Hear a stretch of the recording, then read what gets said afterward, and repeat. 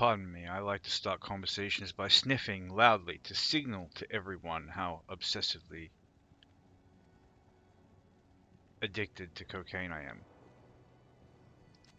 It helps them to know what to expect. I don't have enough strength to wear this. How much strength do I have? Oh no, it requires so freaking much. That's so stupid. And Scully's needs a jabillion strength as well. Pardon? Pardon. Where's my barbarian? There we go. So, news on the barbarian front, if anyone cares. Nobody cares. I just got him a better looking shield, okay? It made me happy. You know, I refuse to be judged. This, like, the barbarian.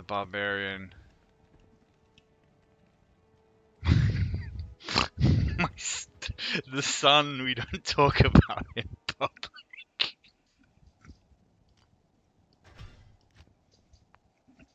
Sorry.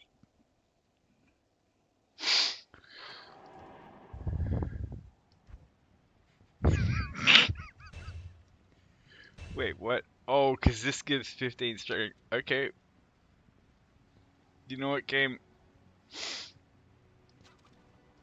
Checkmate. I'm the worst. You're the best.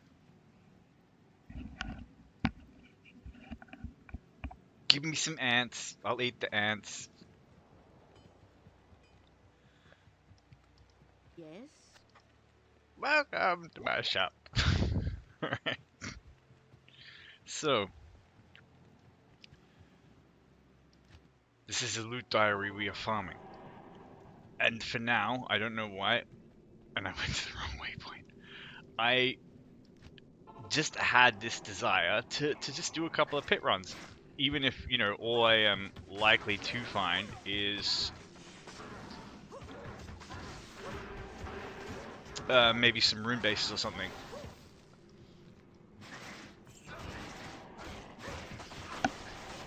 I don't want to be here. I thought that was a boss pack. Boss pack would have been worth stopping for, but no. Yeah, blah. Woo! I shouldn't have been lazy and strafe there, but they're in such a nice line.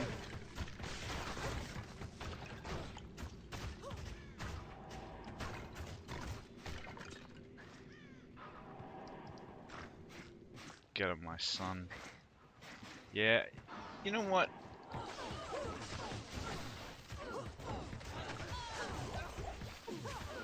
More elites. It's fine. But yeah, we just want to get to the pits.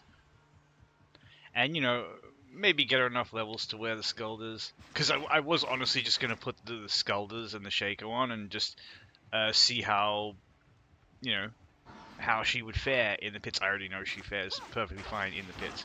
It's like the clear time isn't super fast, but it's super safe.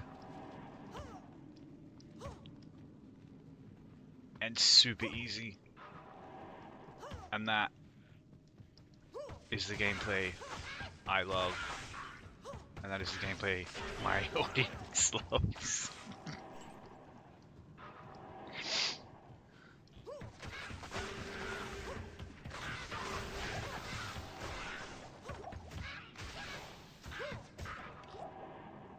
Oh my god, I don't think, like, the happiness of finding a freaking tower room just because, like, I genuinely don't have any and there are weapons I want to try to roll sockets into. Weapons? Armor? There's things I want to roll sockets. There's things I want to do with tower runes. And I don't have tower runes. Alright? Stop interrogating me about it.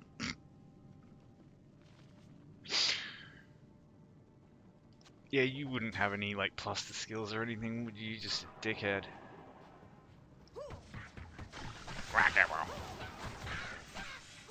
Oh, look at this, like, this line. such a happy little line. And look at this, now there's some nice green skeletal trees in the line. And, you know, now it's just a happy little line of corpses. I know, like, I shouldn't be, like, happy. I'm just like, oh, look, I'm clearing the pits. But, like, you know, come down here with subpar gear as, like, a single player or, you know, a ladder person in hell and see how, like, stressful it can get. You know, you have to... And this is not even just players 1, you know, this is like players 3 or something. With, like, the jankest kit, the jankest setup.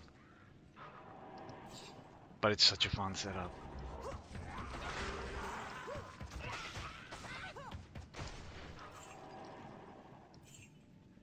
And super impressive to me that, like, you can just chuck the shaker on. Like, honestly, like, I don't know. I say you don't need that much slow. Like, any slow is tremendously strong as far as, like, keeping these two alive and then just giving you time to actually get the kills. So, like, 20% slow can be, like, just having Clegs or just having Blackthorns is already just an amazing survival boon that ultimately can lead to you doing more damage, because the less time you spend kiting and running and blah blah blah, the more time you just spend machine gunning.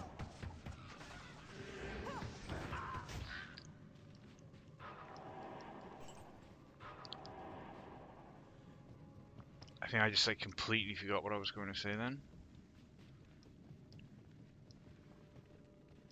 I had a really good point too, seriously. You should have heard it. It was amazing. Oh yes. Slow. Stacking slow. So, you know, right now we have 50% slow. Wait. This one and these, yeah. Oh, please be some kind of god roll that I can make a bulwark in. Ah, it's the right. Ooh, nah. I don't know why I was like, ooh, at that. Like, what? I mean, I guess you could stack a bunch. Like, you could chuck 2 of them in a Blade of Alibaba or something.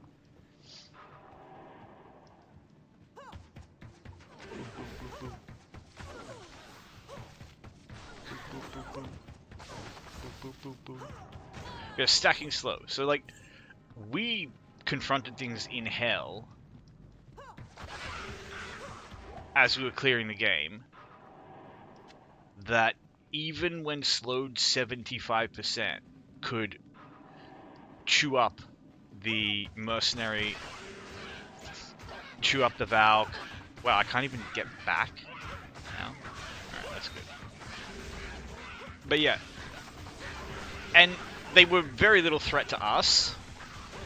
Like, the only thing that was even, you know, that could ever threaten us... Oh, wait. Oh, no. Lum is... Yeah. Right. Still a decent find. You know, if I found a lumberman every time I came down here, it would only probably take me, like, I don't know, what, like a year to find enough to cube them up to a solid. No, like, you genuinely need, like, millions of tier runes or something. Like, you know, because it's geometric. But, like, I can't just come into the pits like this as a sorceress or as the barbarian. Like, I got so traumatized trying to do the pits as my barbarian. I have not been back there. Like, maybe this will be a character arc video because I'll take him back there, but, like, I legitimately got traumatized being in the pit. And you can, like, go look at the video where it happens. I ran away. I was, like, crying, rocking, sobbing. I wasn't that crying, rocking, sobbing. But, see, now it sounds like I really might have been because I'm, like, denying it.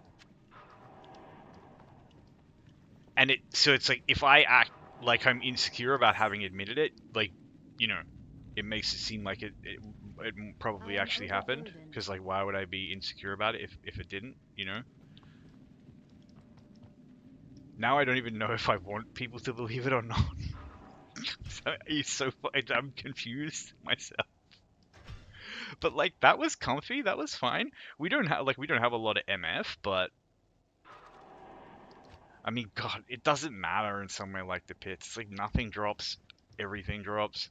There are some quests I suppose I could finish with this. Oh, it's not a towel room that I need. It's a row room. Oh well, I mean towel room, row room. Like, there you go. We have a row. You going some row? Some fucking row rooms, mate. It's a fucking case of rowings.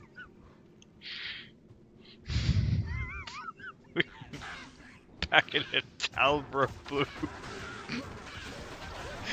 Jesus, if you're not from, like, where I live, you're not gonna get that, and there's no point trying to explain why I think it's funny. No! Leave me alone. No!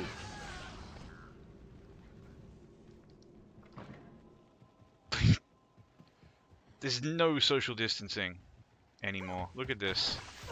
They just run straight up to me.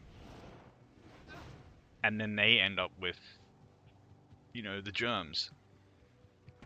Bonk. No. This bow, like, now that I've upgraded it, like, this bow literally got me through hell. 60 damage, no upgrade, nothing. But now that I've upgraded it, it's just a chef's kiss bow to me. It's exactly what I want. Like, I'm old, and I'm a stoner. Okay? Like, reaction time is just not in my milieu. It is not my forte. And, you know, this just eliminates the need for it. Everything is now even slower than I am. It's like a dad build. Like, just wanting to play the game with, like, the brakes, you know, held slightly on to make it, like, a bit more chill. I am overburdened.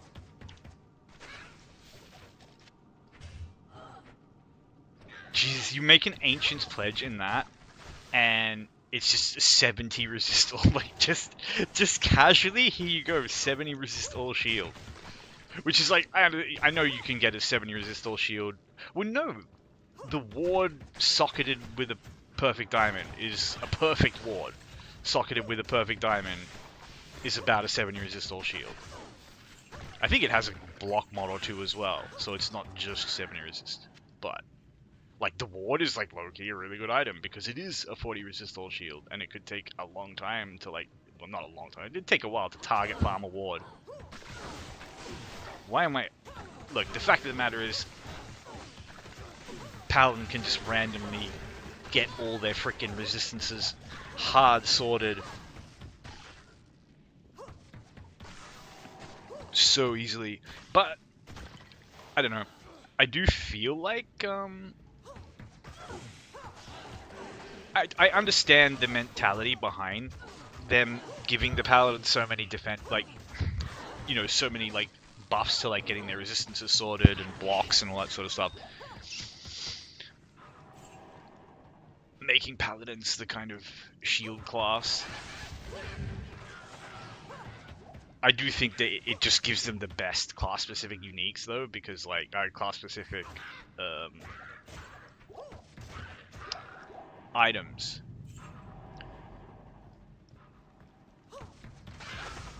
Because I don't know. It's one of those things. It's like, oh, I don't know, a druid helm with like +3 to Raven and +3 to Spirit Wolf is like the best possible, is like a best in, and you know, however many sockets, is like a best in slot item for someone out there, someone who's doing a, you know, Raven Spirit Wolf only playthrough. Yeah, but so like I guess then in some ways the items with plus skill, you know, are quote unquote the best. But contextually, oh, that's not a terrible find. Lot of cool stuff you can do with Valorant. In my day, all we had was Valorant.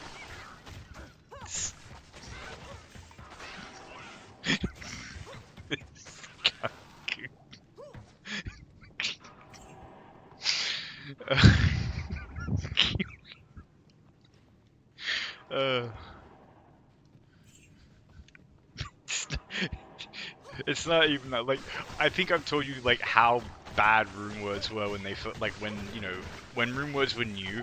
There was this huge gap between like the kind of entry level garbage low rune words and like the really good stuff. And the really good stuff weren't that freaking good. Like the really good weapon rune words were like Fury and Silence. And like, you know, Silence has like, you know, brown your pants with excitement quality mods on it. Like no one's gonna dispute that. But it's a weapon and it has 200 ED, and that ain't good enough for something that wants like, you know, rare ass freaking runes in it. Like for the rune cost in this day and age, like it's just been big time power crept on. And you could say, you know, use it in the main hand as like a caster, you know, because like, okay, it's +2 skills, 75% resist all. Just those two mods have so much power. But it's just like, come on. Casters have their own, you know, super OP shit that they can put in their main hand, you know? And yeah, if you're the rare caster that doesn't care about casting speed, and all casters care about casting speed, it's just like whether or not it's a priority in your build. Like none of them are going to say no to it.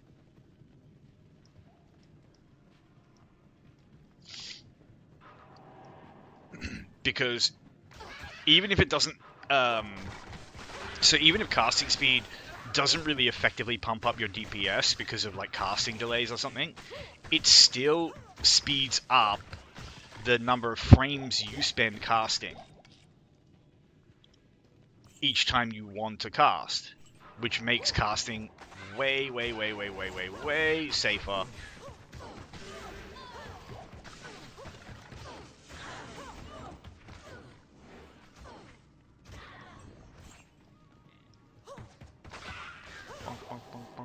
Wait, what the hell is a Stygian pike? A Stygian pike is a pitchforky thingy. I mean, that's not actually what it is. But in this game, yes. Okay, alright. I don't know why I was so confused with that, by that, for so long. That's just me today, I guess.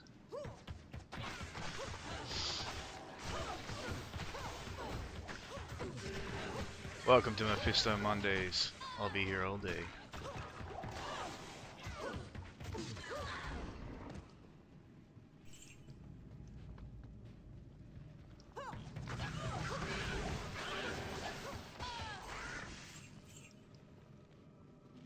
I guess I could go do the Wildstone Keep, maybe? It's denser, it's higher. It's the same level, isn't it?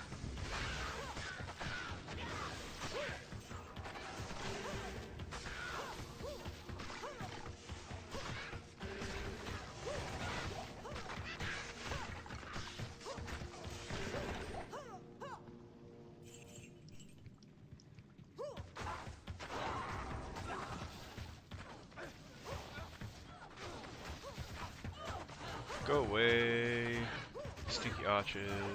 Hello, spine spell.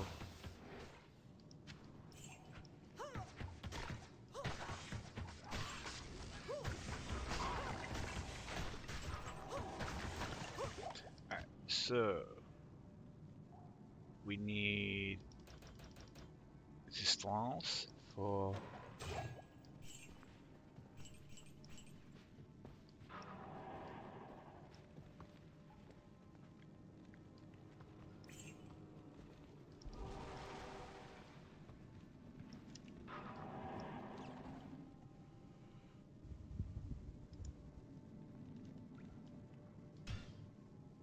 my brain just hard froze. Complete blue screen of death for a moment.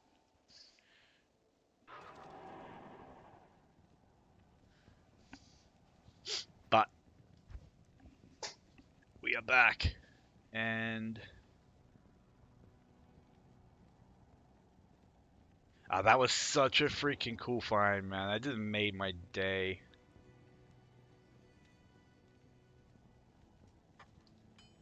Bloody well chuffed with that.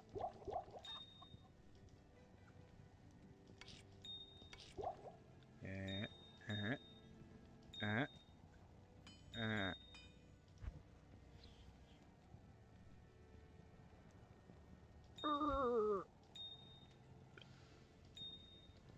Just I like randomly make like weird noises while I'm sorting out my inventory. Look, the noises convey my emotional state in the instant I make them perfectly. If you don't understand them, that's on you. They're perfect noises. Now, where were we? Mm, mm, mm, mm, mm, mm.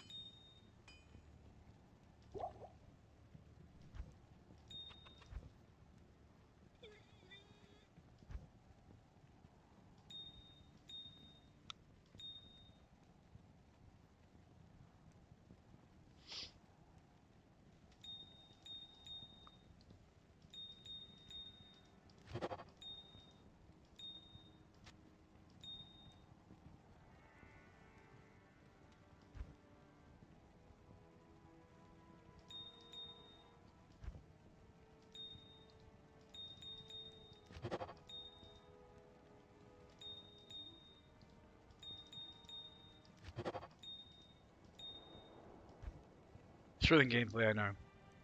But there's someone out there who, I swear, there's someone out there like who this is just their thing. This is all they want to watch. Is people managing their Diablo 2 inventories. But they probably have some like really specific demands about it. Like they're like a connoisseur, you know? So you have to arrange things in like some special like pattern. They probably have names for it, you know?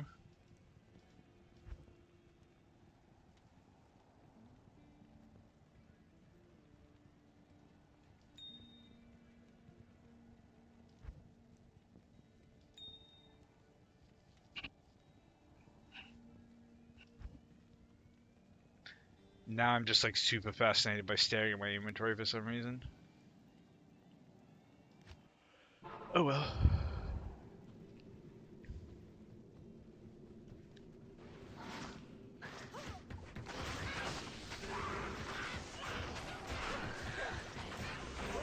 Ugh, falling everywhere. Little grubbers. Go away, go away, go away, go away.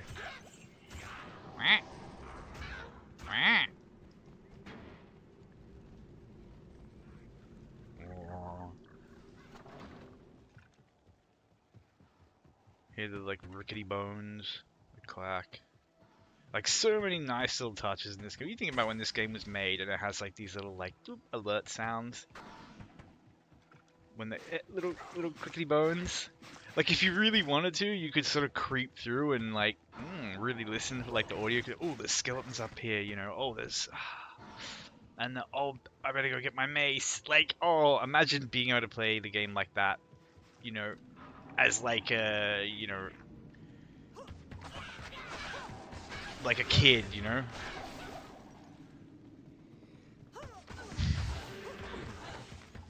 like zero optimization, just complete gaming innocence.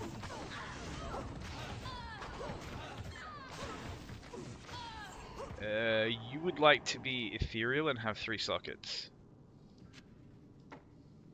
No, you wouldn't. I hate you too. No, I just hate everything. And why not? The universe clearly is personally, aggrieved by my existence and committed to making me suffer. So, like my entire life has just descended into farce because of that drop.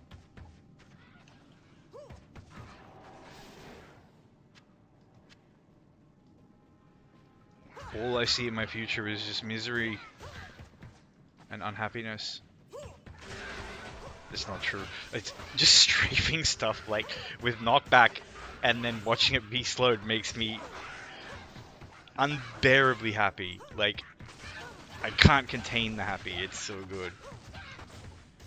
If you've never played the game like this, it's Dad Diablo. It's just absolute chill, full recline. Like, you can't really play this game in full recline. This is kind of like,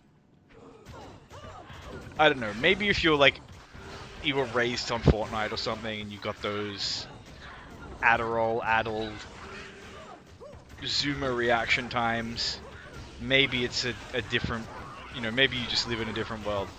But I would consider Diablo a hard game. When I say hard, I mean like,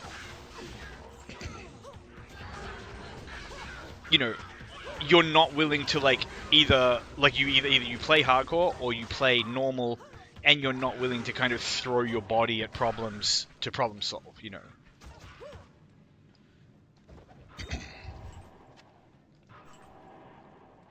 I can't carry anymore.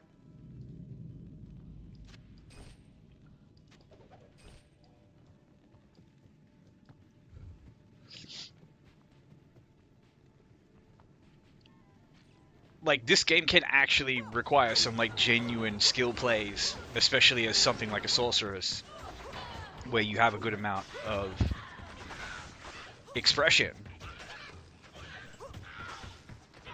and fast reactions and things like, you've got to like instantly recognize the affixes on like dangerous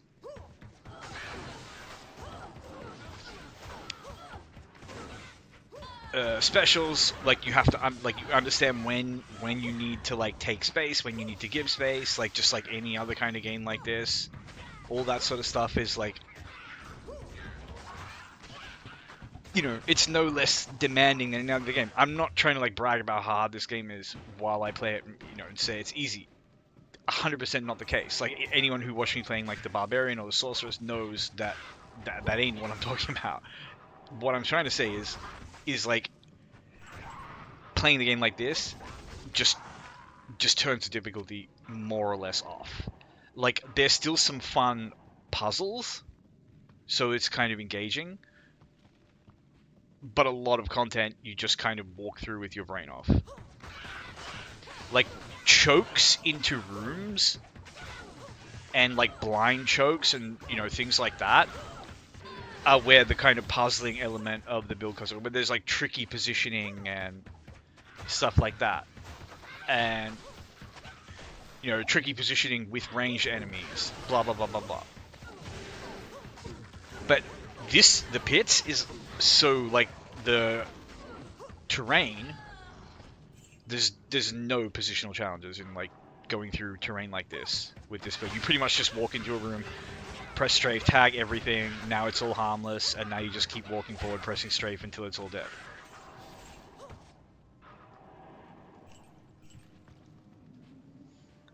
And I love it, because like, the pits is kind of stressy with like the Sorceress or Berserker. Like I said, my Berserker, who's a little baby, he's not proper pit circle by any stretch. Like, got absolutely bullied down here to the point where, like, I haven't brought him back. He's too traumatized. I would really love the unique of that. I think that has slow and is... But these... They're not as fast as the game kind of brags that they are.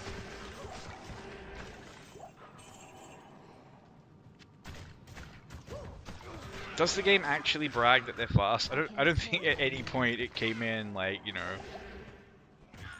hey man, my demon crossbows are so freaking fast.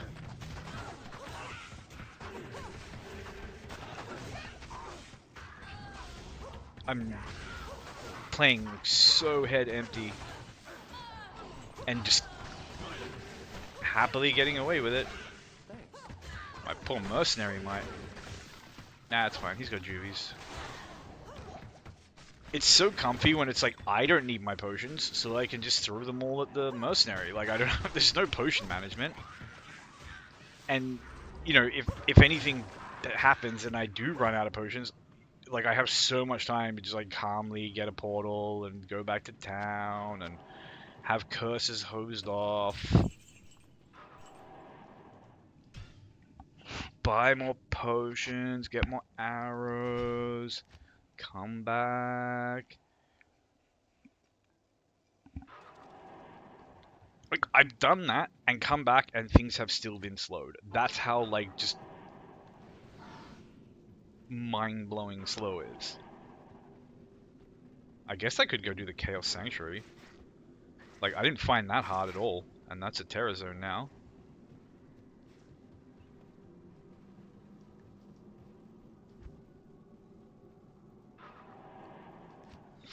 I hate having to go down the stinky river of poop water.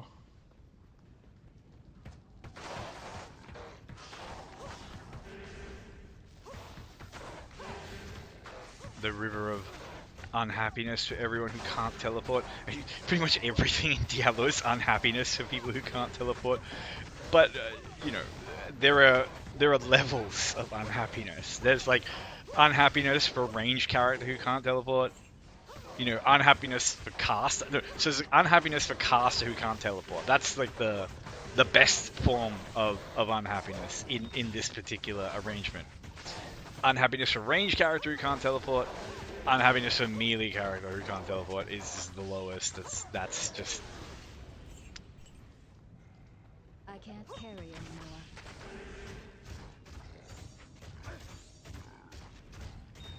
Like, I just keep stacking juvies. It's silly. I don't take damage. My mercenary doesn't take damage. Like, if you've ever thought this game is like hard, and you know, and then you see someone play through like the Chaos Sanctuary, absolutely crush it, but you think to yourself like, oh, I don't have that, you know, whatever gear that they have. I'm in a really unhappy place right now, and yet slow completely breaks those guys.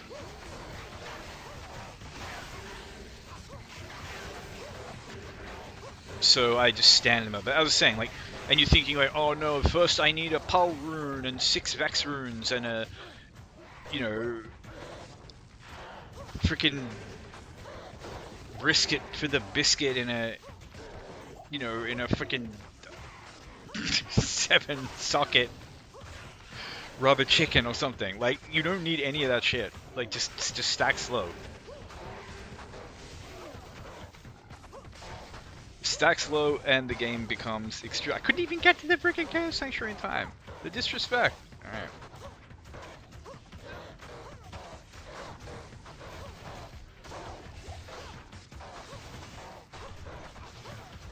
Up, up, up.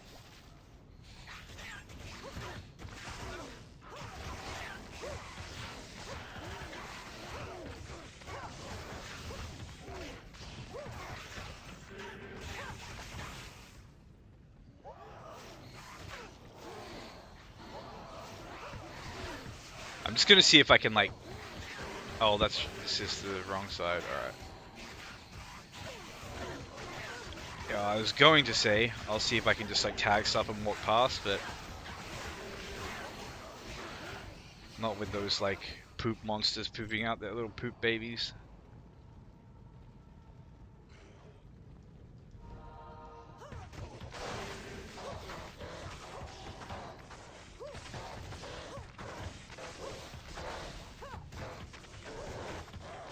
Go away. I am There are a few overburdened. things more satisfying than just watching the knockback effect when like a genuine stream of arrows goes into something. Dun, dun, dun.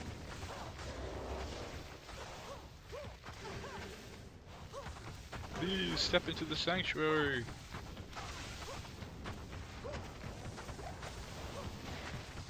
Oh, that's a super unique. So that, if I was going to do a barbarian who slows the same way she does, I think that might be the weapon I would do it with, but that would need to be upgraded. The unique expand-on.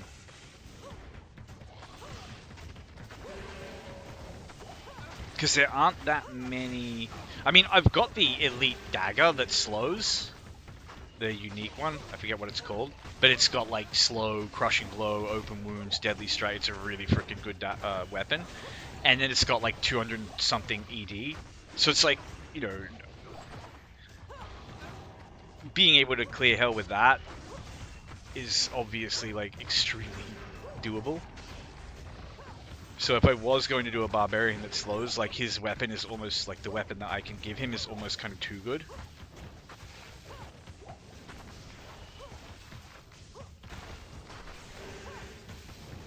So I've been like considering what sort of like just budget trash I could give I can't carry a anymore. whirlwind barb, and I keep coming back to just like using the kelpie snare. Oh, that's actually great little charm.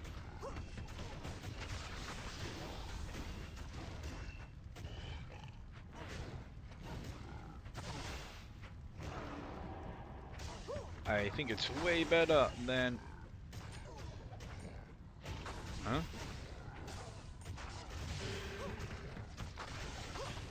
Alright. Think it was way better than 6 poison resist.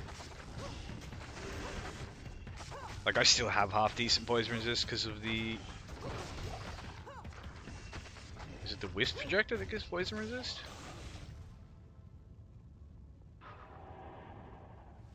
I don't know. I got some that's like... Oh, it's Atmoscarab, yeah.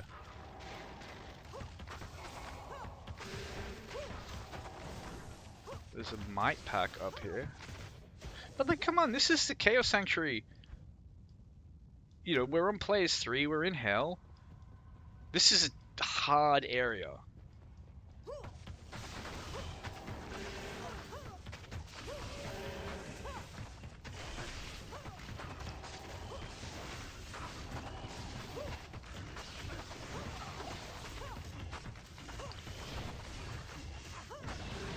And it's just easy farmable.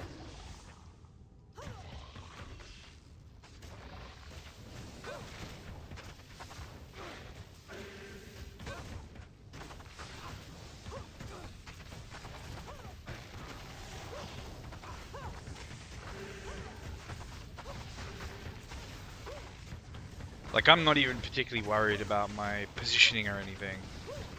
Burial Grounds, Crypt, and Mausoleum are actually some pretty cool spots.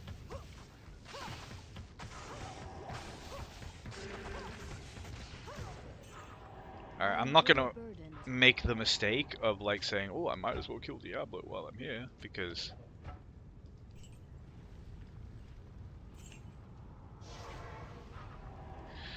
it's one boss drop, and even just killing Diablo What do with you this need? character, like, you know, anyone who saw me play through this act recently would know it didn't take us that long, but you know, for what he's likely to drop, it's like, yeah, I'll just do a bunch of Mephisto runs with a sorceress in the same time frame. Bing. Yeah, I've got to find the freaking burial grounds first. There's cold plains, so that's going to be the blood more. I maybe crank it up to like player 7 when I get to the burial grounds. I do not want to have to kill Blood Raven on like a high players count because I think she has some kind of missile resistance or something. I don't know.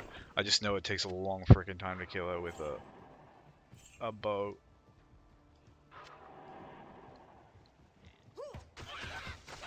Let's just tag them and move on. Get to the terror zone. Oh, there is terror at every town in the zone.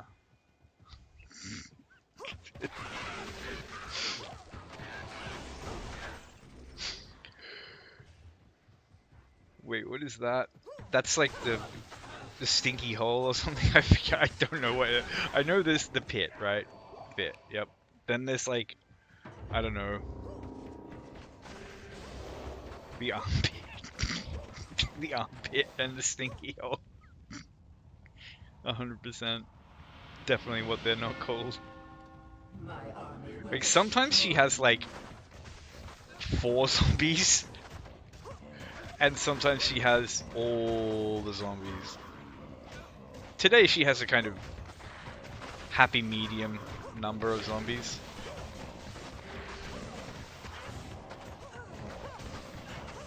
I remember getting like beaten up and thinking Blood Raven was kind of scary the first time I played this game. I was playing a Necromancer, and I think I had to like hit her with a wand. Like Necromancers were... Yeah, like sometimes I feel like the balancing in this game is a bit cheeky because like I was about to say like Necromancers used to be kind of weak. That's not true at all. Necromancers have always kind of dominated, or at least back when I used to play, they totally dominated ladder and speed leveling and so on because it was a combination of like the kill speed, especially at high levels, their ability to just like level by clearing content.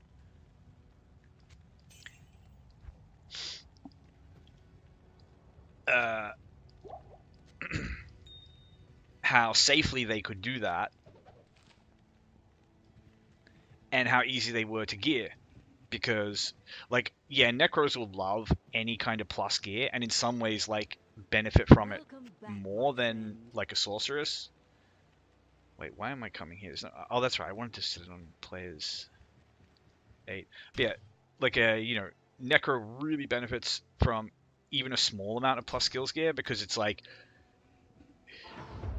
oh, that's an extra skeleton, that's, you know, a tougher golem, it's more resistances for all the minions, it's another skeleton mage, it's another revive, it's just a wall of bodies. But like summons used to genuinely just be a wall of bodies in like 108 pre-LOD. That's all they were. Like they didn't kill stuff. You had to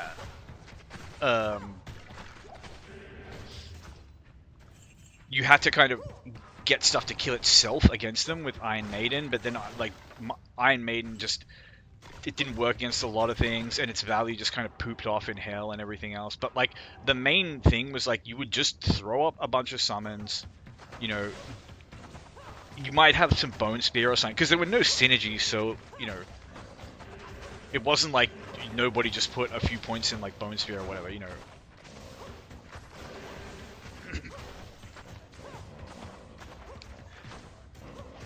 So what you would do was like, you just, as soon as you got like a couple of kills, everything just snowballed because you started corpse explosioning everything.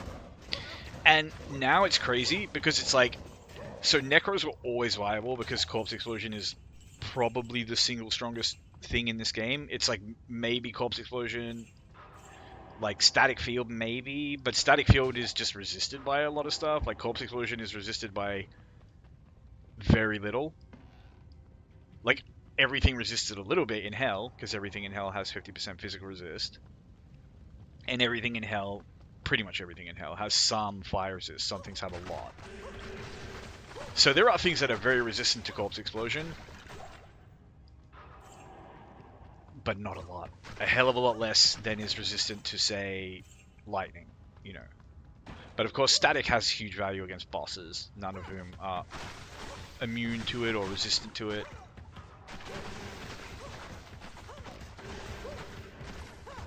But yeah, I mean, maybe teleport's the strongest ability in the game, if you're talking about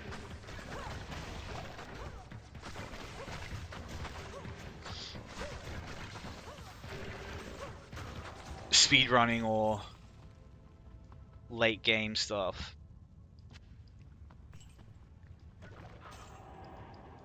Because pretty much all serious late game farming requires teleport. I mean, you can... If you've got a really good paladin setup, I think you can fairly competitively farm the pits.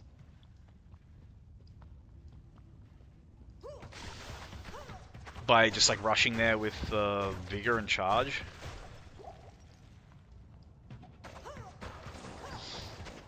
Because like vigor and charge isn't like necessarily slower than teleport in a kind of straight line race.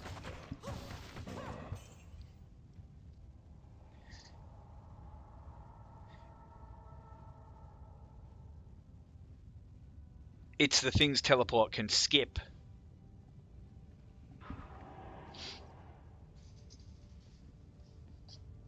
that you know, make it like super strong. That said, if you know it's just kind of open terrain, race to an objective, like you know, honestly, a lot of the high level areas in the game,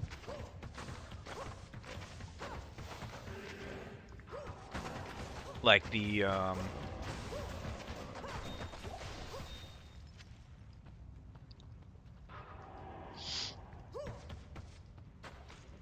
pits, the ancient tunnels, the Act 5 pits, although I don't think anyone does them, the ruined temples in Act 3.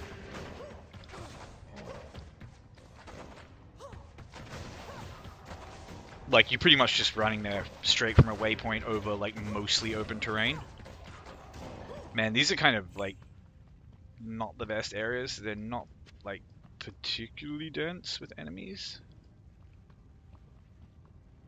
Or maybe I'm just, like,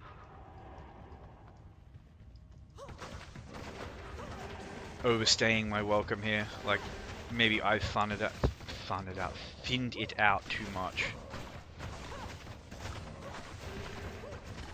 Hold on, I don't want to be targeting both these groups, so let's just come up here. I am overburdened.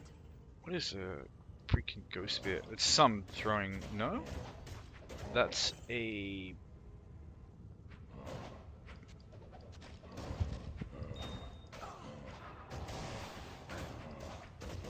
That's true, it won't let me freaking fight when I have the cube open for some reason.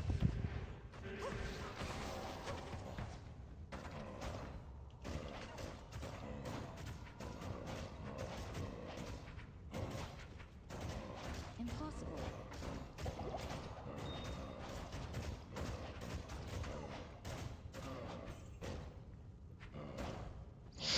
The requirements on that are not too bad. If it had been ethereal...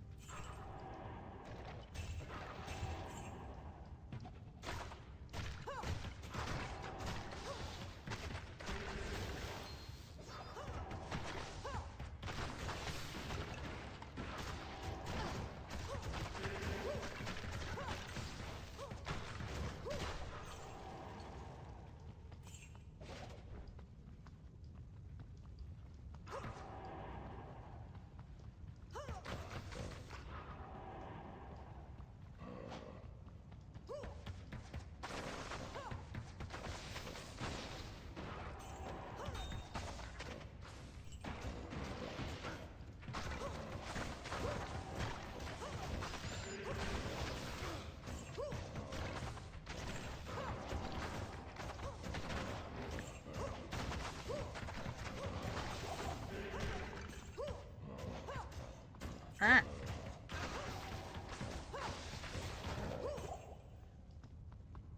just watched my bar go up there.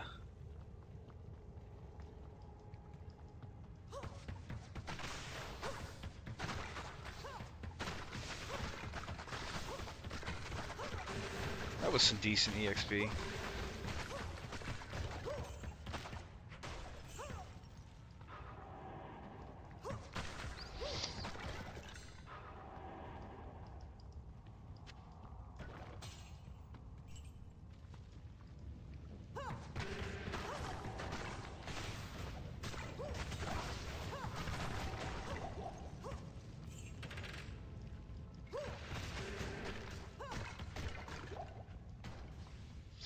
I mean, I guess I could also just do like some players 8 Pindle.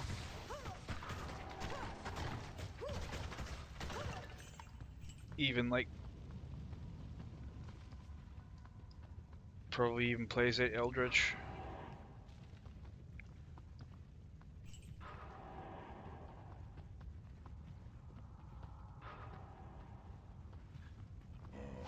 Like as far as I know, Terror Zones don't actually improve the drop rate or anything like that.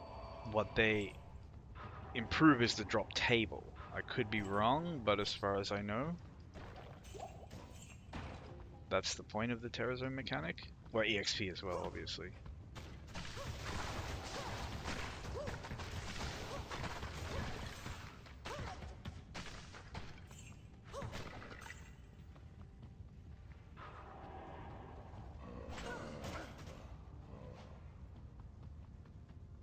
But that dungeon is way too freaking big for how scattered the boss packs are.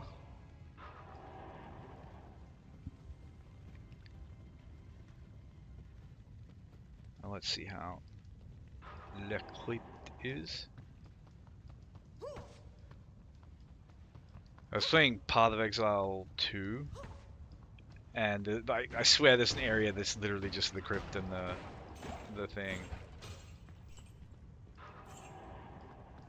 Don't get me wrong, it's cool. Path of Exile 2 is cool, and I have like really, really vivid memories of being completely wasted on ketamine playing through Act 2.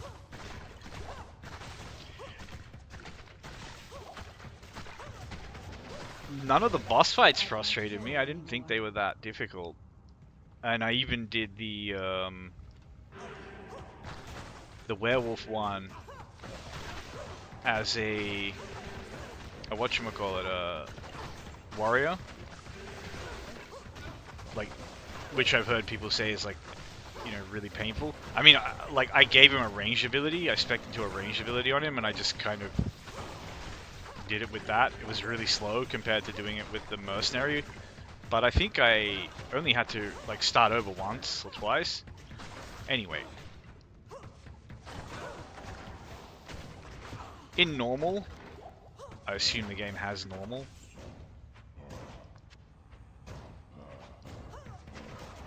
Whatever their equivalent to normal difficulty is. The boss fights were quite easy, from what I saw. But fun. Like, okay, they were appreciably challenging, let's say. But I didn't feel like I was in any kind of, like, really bad bottleneck. The only thing I didn't like was in the wolf boss fight, he has that bit where he, like, it's difficult to explain, but basically he goes,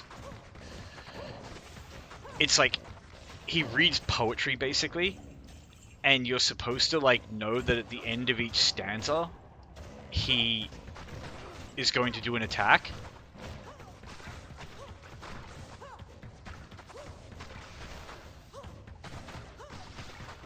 But the poetry is, like, so bad that, like,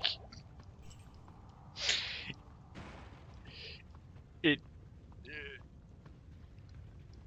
just did not work for me. Maybe if someone else, like, wasn't distracted by the terrible poetry and was literally just, like, counting the lines in their head, they would have been okay with it. But anyway, I didn't particularly like that part of the boss fight.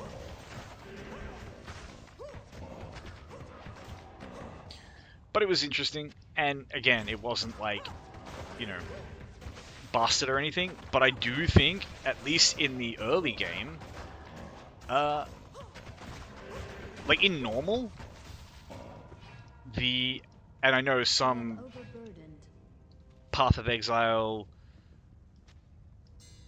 no lifer is going to like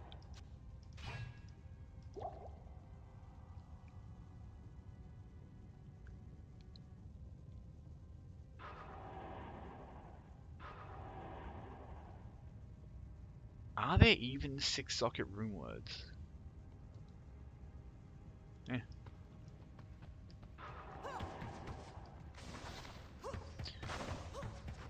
Yeah, anyway, I found the boss fights or not even the boss fights so much, just the game in general was like really punishing on you just kind of fucking around with your build.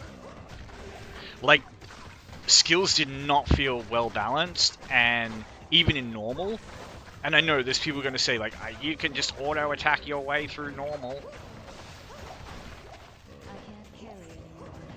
I don't know, maybe with a ranged character, a lot of those boss fights were like disgustingly punishing if you didn't have ranged attacks. And like, don't get me wrong, yeah, I'm sure people out there can do it, but I don't know, it like, just because like Captain Adderall can do it and thinks it's easy, you know, doesn't actually mean that it's easy and well designed.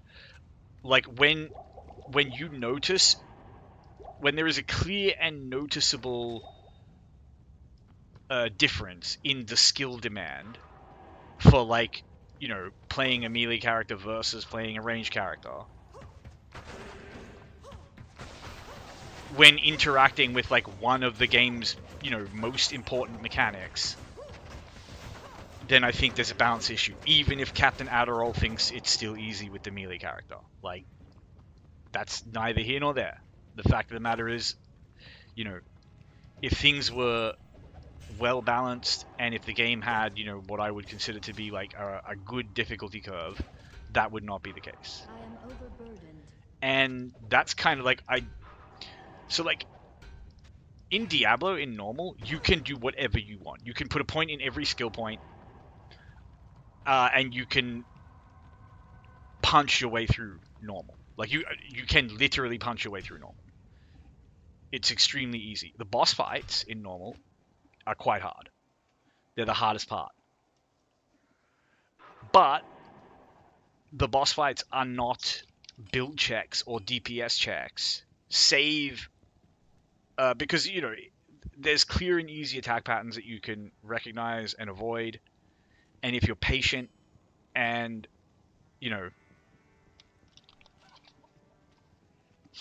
you can just kind of weave in and out. Like, you hear people talk about how they killed Diablo for the first time, and there's so many crazy stories where people will be like,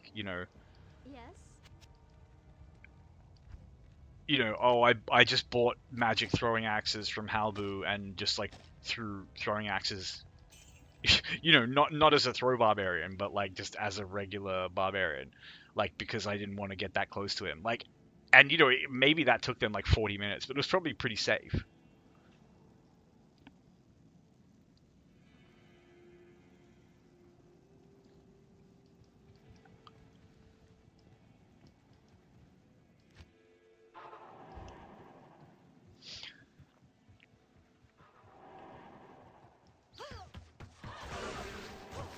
But yeah, I think this game has a pretty perfect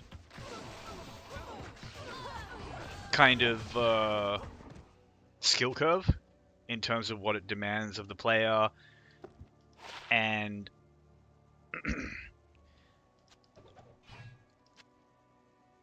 how much it so the increasing demands it leverages on you to have, you know, good gear and a relatively optimized build.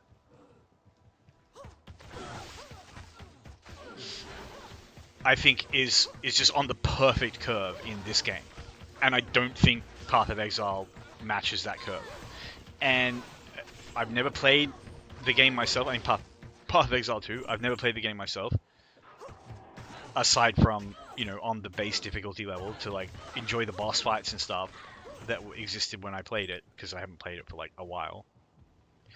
And they were really good. Don't get me wrong. And I'm sure the game the game clearly has an absolutely busted skill tree in terms of build diversity. So like Diablo's never going to compare with it, and that is probably why some some skill combinations or skills just feel like disgustingly underwhelming compared to others, because when you genuinely have like thousands of nodes and abilities and stuff like then balancing it all is going to get really freaking impossible.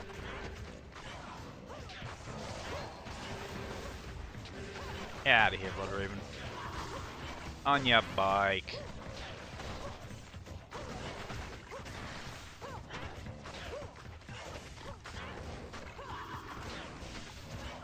Yeah, see, she's just like weirdly tanky. Even with amp damage.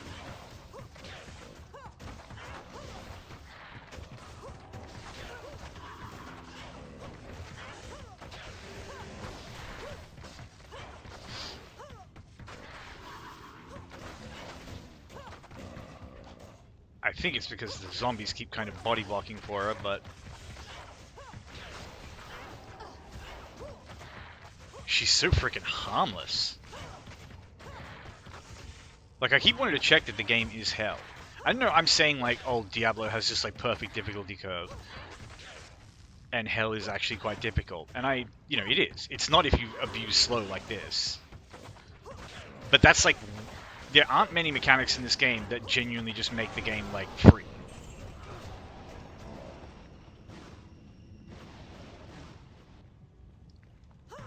Like, most of the things in this game that can do things very easily, like, they have a price. There's a price to pay, right? So like, you look at like a sorceress is free everywhere her elements aren't resisted.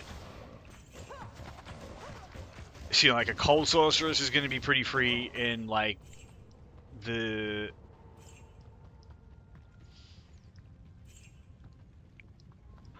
Lost City, the Maggot Lair, the Far Oasis, places like that. Because she just has the raw damage to just slaughter everything.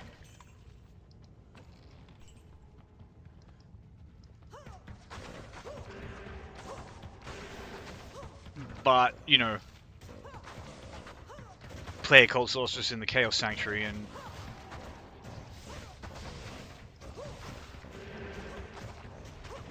our revels now are ended.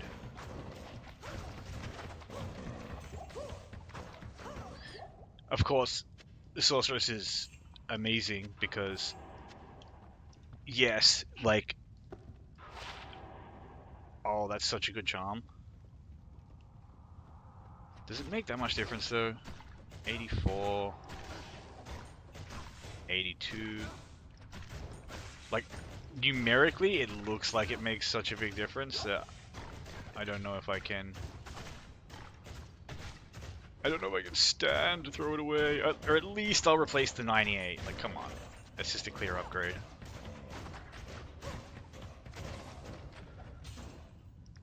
Another chunk. But yeah, I do think the difficulty scaling on this game is legitimately perfect.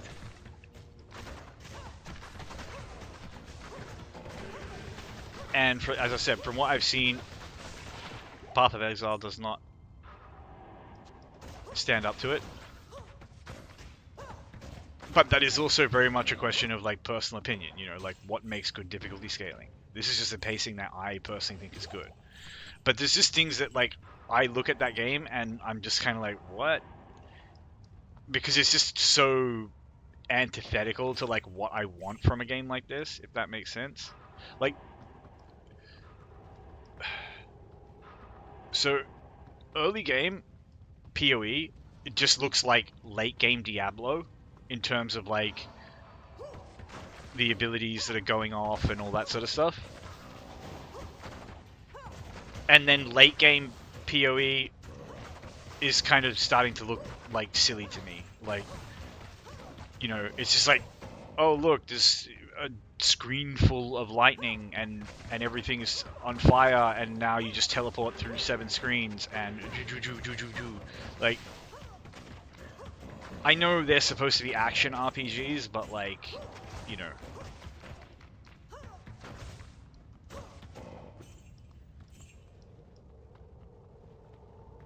I don't know. I mean, look, I play X-Men Legends, and I really like X-Men Legends too, and it's more like that than it is like Diablo, I suppose. In the sense of like screen full of, you know, effects and big screen clearing, like super attacks and all this sort of stuff.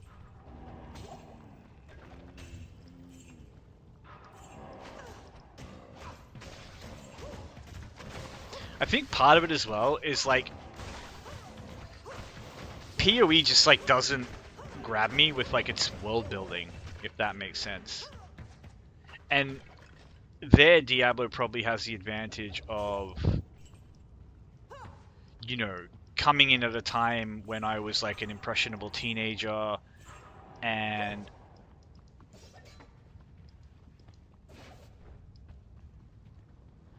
you know, all that sort of stuff. There was a lot of like this sort of heaven and hell, you know, war for souls, you know, edgy, dark sort of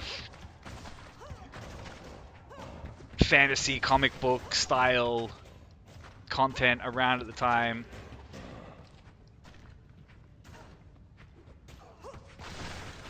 That felt pretty cool. But I do think, you know, love them or hate them, like I think Blizzard just really had the benefit, the luck. I don't know how they acquired them, of just having some like pretty damn good writers.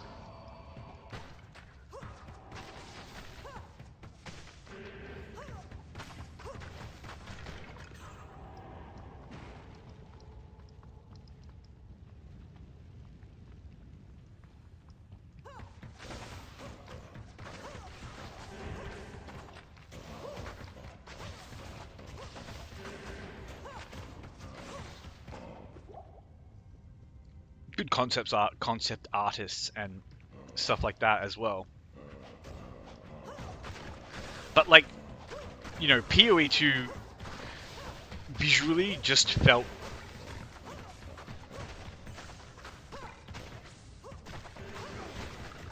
not like a Diablo sequel, because obviously Diablo has sequels and they're not like that. It kind of felt like a love letter to Diablo. You know, even to the extent of like the feeling of the acts, the aesthetic of the acts were like very similar.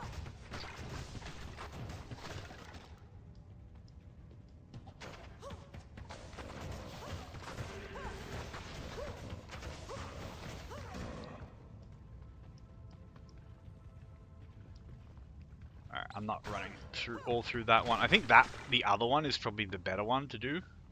This one seems a bit sparse.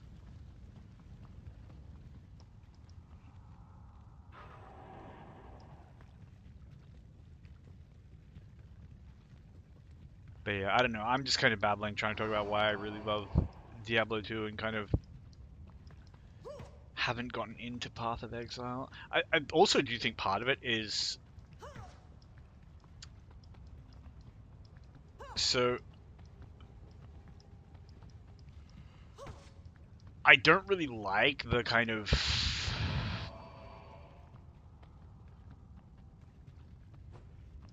FOMO-iness of ladders.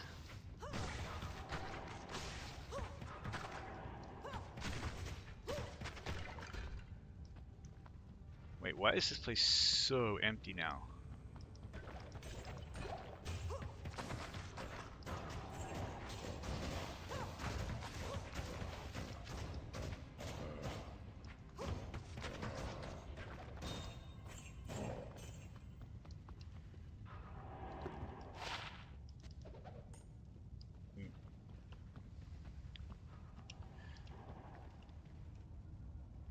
I think I need one more level to get the strength to where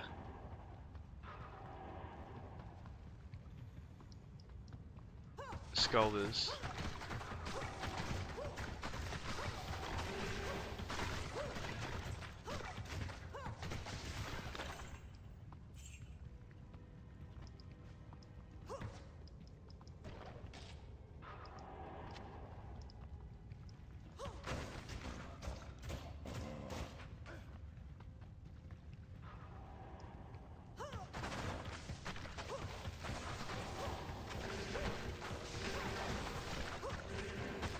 Keep my eye on this because of the lightning.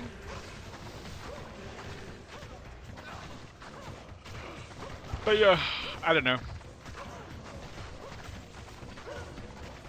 I like the pace of the gameplay in this game.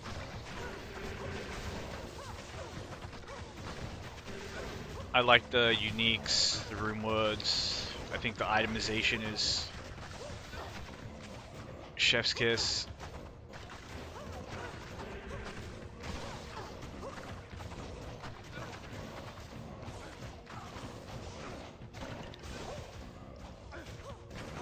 But yeah, I think a game like this needs that single player option because I'm fundamentally like a collector and a pack rat, and like I understand that you can cheat in single player very, very, very easily. So, you know, like in theory, like nothing is legit in a sense. But to me, farming something really awesome in single player feels awesome. Whereas in ladder, it becomes all about... So like no one in ladder is going to farm...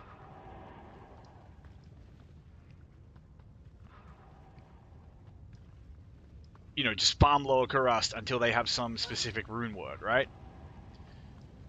They're going to farm and then like trade their way to it, if that makes sense. And that's just the reality of a game that has, you know, like a multiplayer base and trading and a quote unquote economy, right? That's super cool. Like I play Warframe. It's, I would say the main strength of the game is its trading system, because that's what makes it a free to play, is the fact that you can trade for premium currency. And then, in theory, you know, kind of buy or get everything in the game.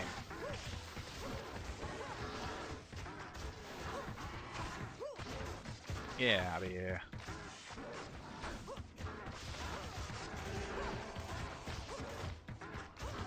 Freaking stone skin. That's pretty cool. So, like, like you summon the Valk on the other side, so he gets booped into the Valk. Just use the Valk as a wall. I wouldn't have thought to do that if I didn't already have the Valk, like, unsummoned. And was like, oh yeah, maybe I should summon my Valk. Ah, I know what. I know where I'll summon the Valk. But yeah, like I was saying, the itemization puzzle in this game is so good.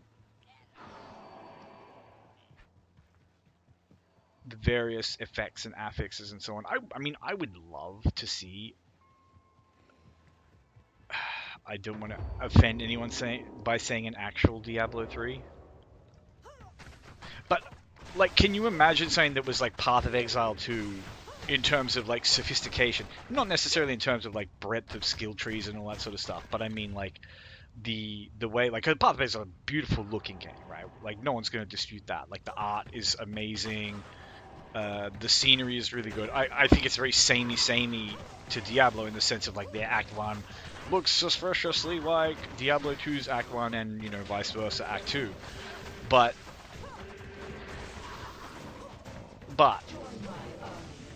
still looks really good. There's some really great, like, landscapes and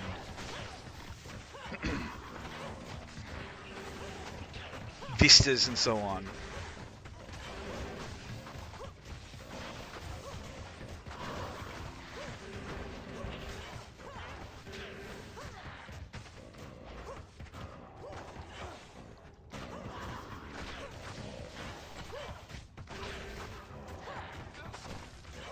Oh, it takes so long to chip her down because of the inability to like focus fire on strafe.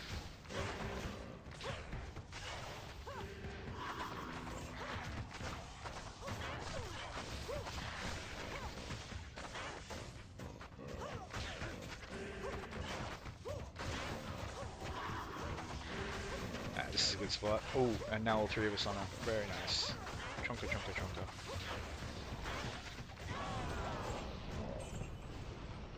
On I your am bike, Blood overburdened. Raven.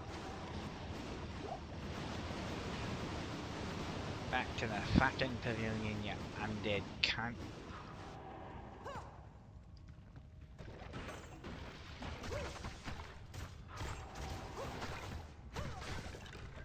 Wait, she's not actually undead, is she? Back to that fucking pavilion, you zombie fucking cunt. That's better. That's even more crude.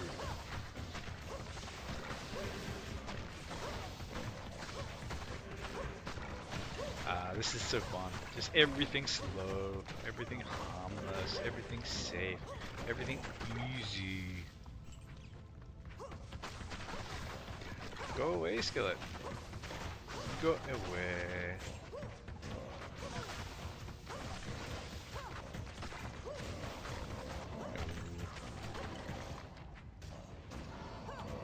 Go in the room, Val. What are you doing?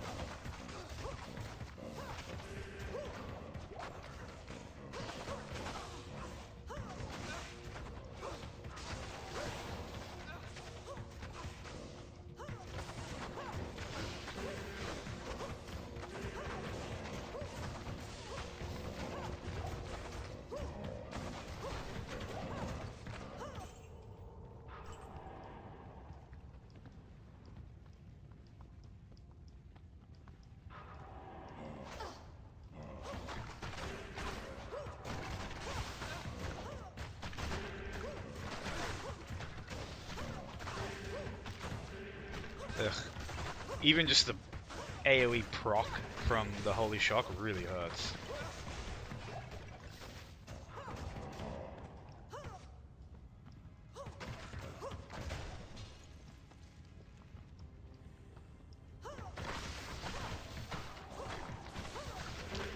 I suppose the reason... I was going to say, I suppose the reason why I don't seem to be getting much out of the Terror Zone is because just a natively level 95 area has a better monster level. Level 85 area has better monster level, but...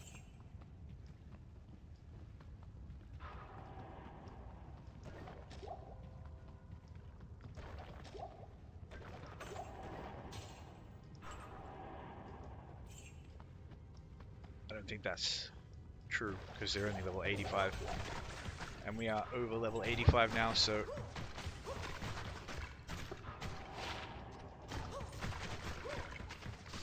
But there are some good areas to farm as this character, like... There's a lot of good stuff that, like... can drop in places where... You know, you wouldn't go farming as, like, a sorceress or something. Maybe a lightning sword. But... And, like, the frozen tunnels and the icy cellar and the drifter caverns and... the frozen river. I don't know, maybe I should just go farm the frozen river. The monster density down there is insane.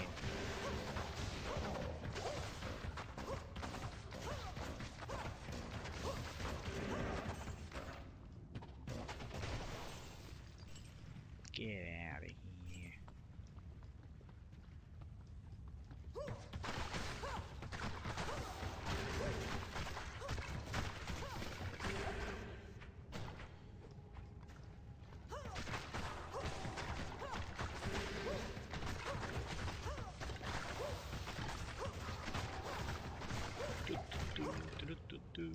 I can't carry anymore. You can't carry me.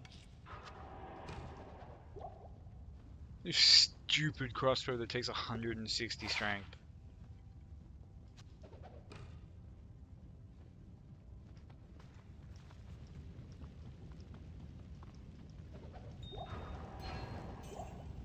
I'd still use it if it had good rolls.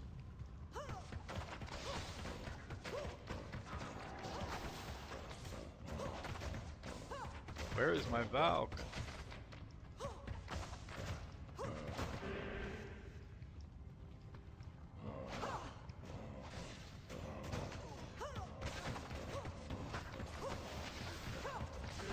Wait, I thought they were minions.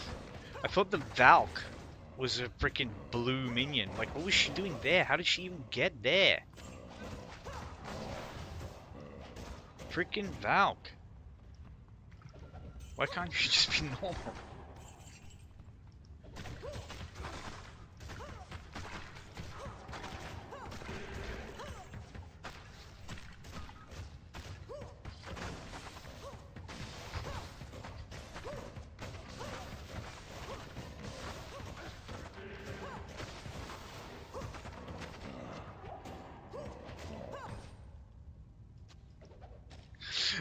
I don't know why that amuses the shit out of me, but it does.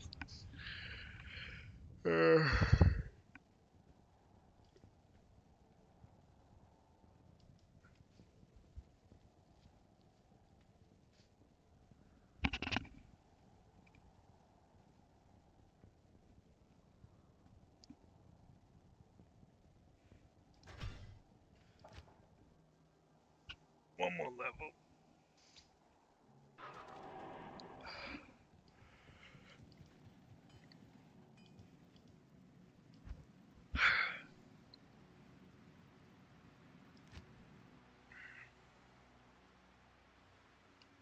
Let's go do... I mean, I guess I could actually just do the Nilithak quest. I need to do it anyway, so... Oh, Neelathok's home away from home.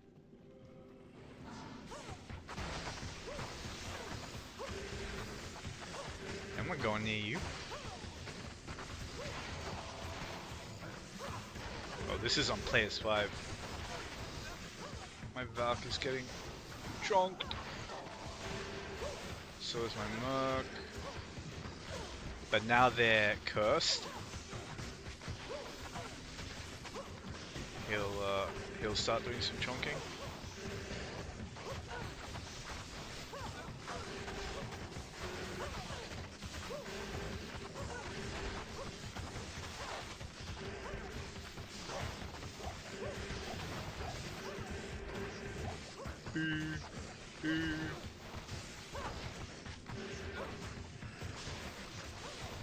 Yeah, the EXP is not terrible for killing these guys, so we might as well kill them.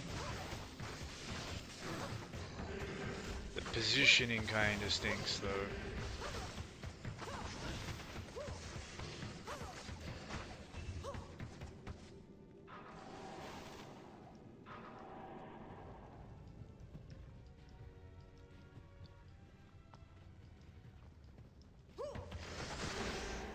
Ow! Dick move.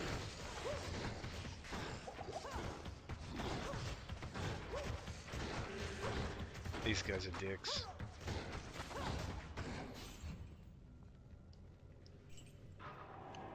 Exceptionally dangerous though. Ooh.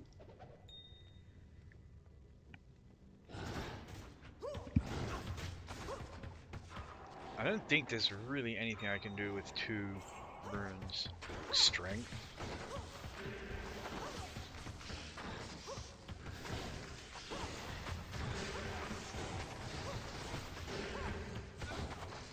These jerks make life a little bit annoying as a strafer because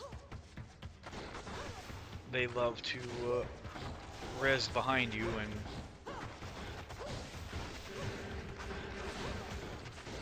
mess with your position. These are Might Deathlords.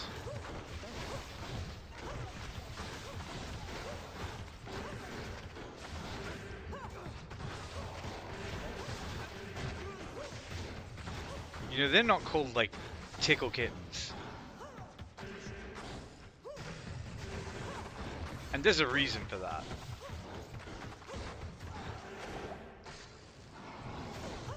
Ooh. That hurt.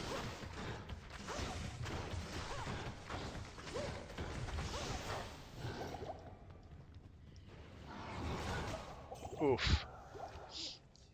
I mean, that was to be expected. I had Curse on. I didn't go back to get my Mercenary or anything. That's fine. We'll go back. Losing a little bit of EXP sucks. But yeah, this is what I say when I'm like, you want to stack as much slow as possible. Because right now, the only slow we have is this. And as crazy as that sounds, like, that's just how dangerous enemies can be in this game. That, like, even when they're you just 50% reduction in, the damage that they can put out, they can still just, like, chunk through level 20 Valk, a mercenary who has his own layers of damage reduction and leeching and all that sort of stuff.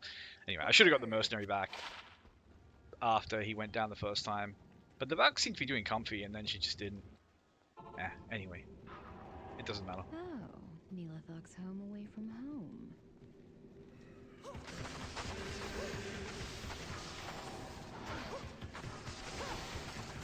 I swear I hit the freaking button for Valk and nothing happened. That's happened quite a lot.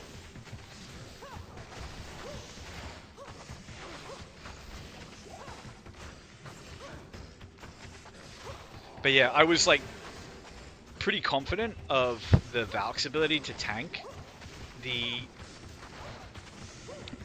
Death Lords because we had taken on Fanaticism and Death Lords in the Worldstone Keep. But that was with the full amount of slow.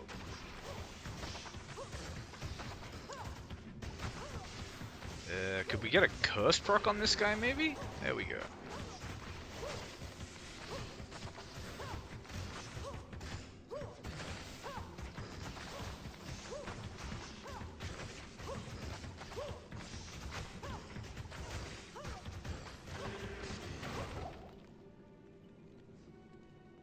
Oh, also, this is, player 7. Okay, that's gonna make a big freaking difference.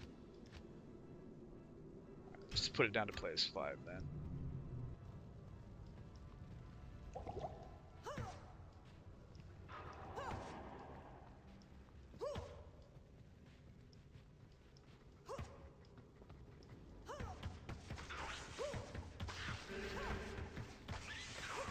Oh, it's gonna give us, like, easier spawns, maybe?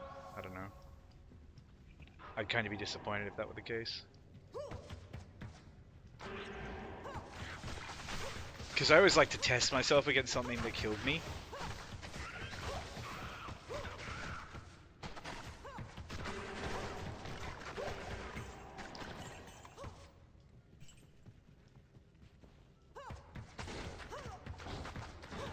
Here we go. They're so freaking tanky.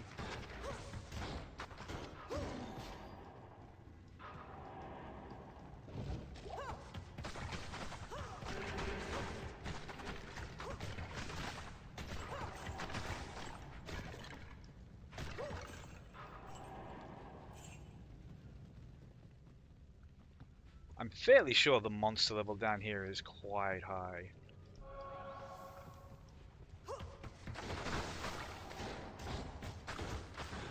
Okay, this is super dangerous, but let's see how we do.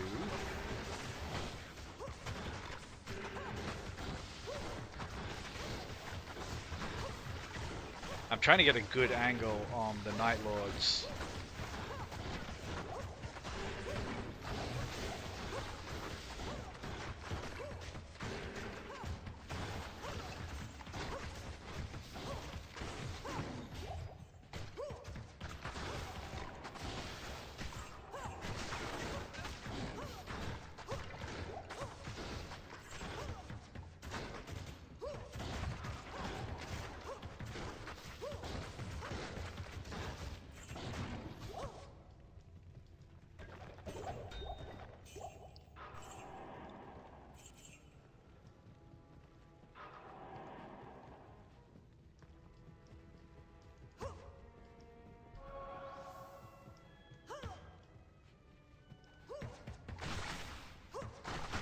They're quick.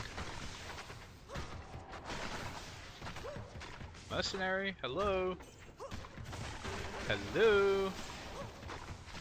How is their AI this bad? Like, normally the melee mercenaries are the, like... Okay, so the melee mercenaries are, tend to be stupid because they always engage. You know, even when it's completely suicidal and stupid.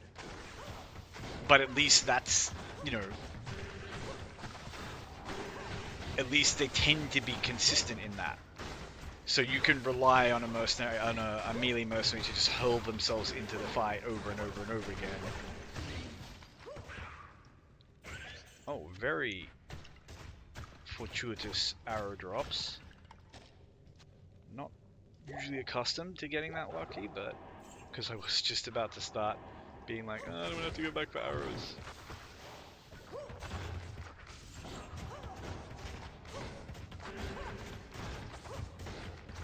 As soon as the amp damage goes on,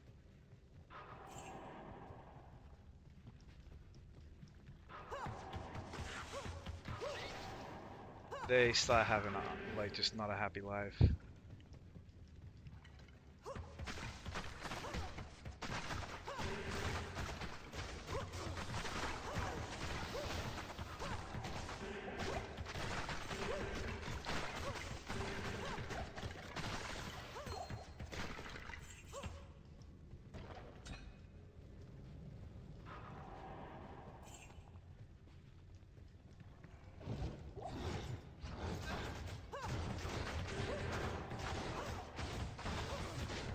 Look at the Merc just getting chunked. Imagine if there was no slow. He's already dead if there's no slow.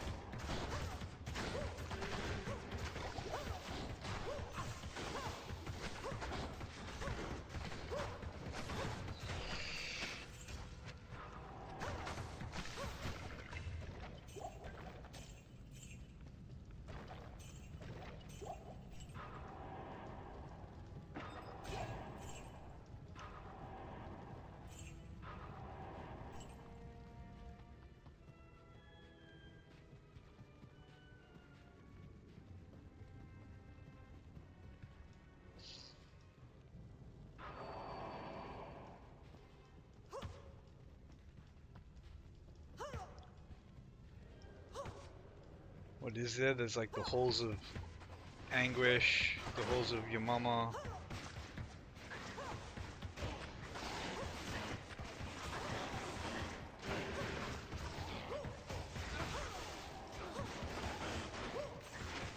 The hole of having wet socks. I hate these guys. Is there a reason why I just won't use strafe?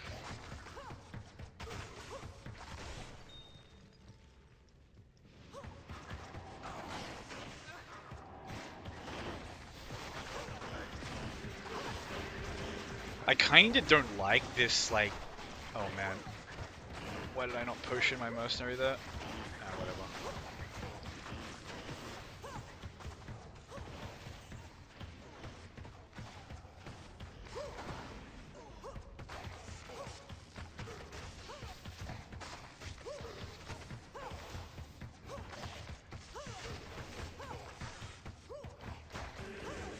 Alright. Go get him back now. Those rat things are unbelievably dangerous. So Afternoon.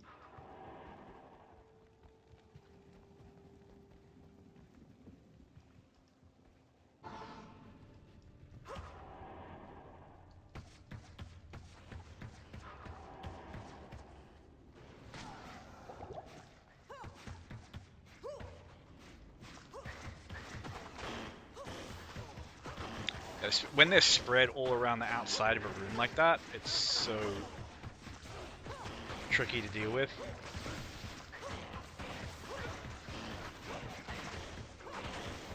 We just kind of have to take it slow.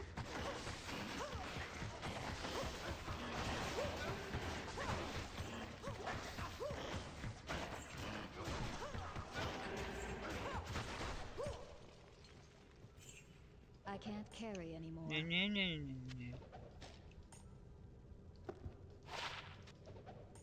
That's not terrible, but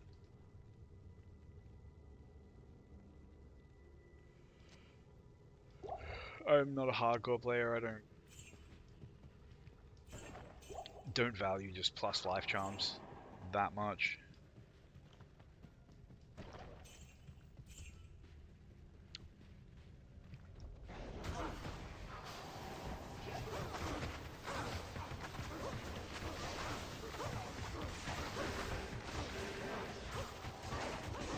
I hate these guys.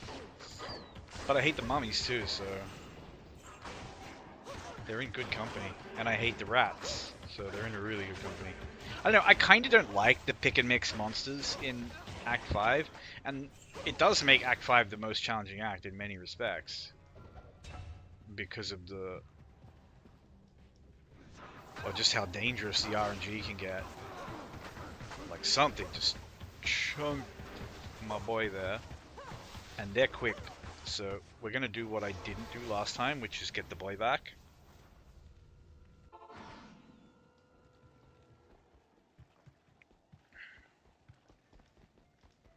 Yes. But yeah, I don't know. It's like, yeah, it does make Act 5 like potentially extremely challenging. Sometimes to the point of silliness, where you just kind of, most builds, most characters just sort of have to re-roll or die a billion times. But yeah, so I do appreciate the challenge that it introduces, but I feel like it also kind of means Act 5 doesn't have its own sort of personality.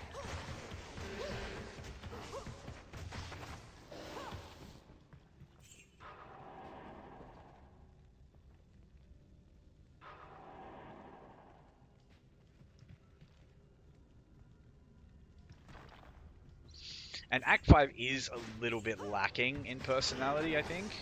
I don't know.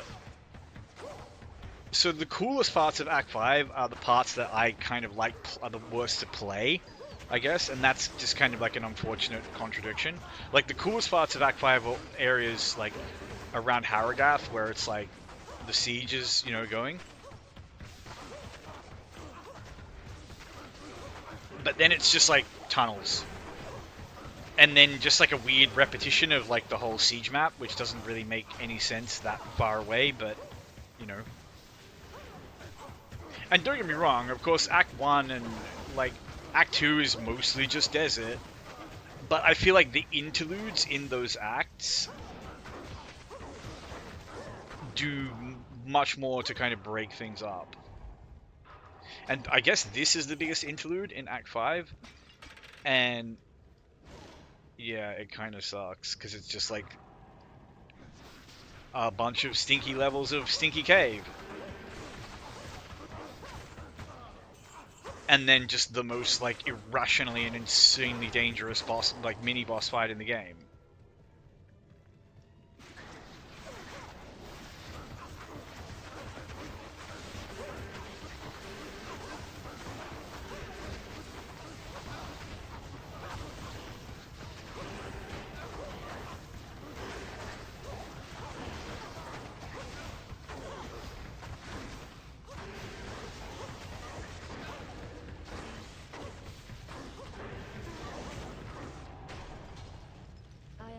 I love that I can just stand here and shoot at these guys for free and not have to, like, you know, worry about just getting instant melted or anything.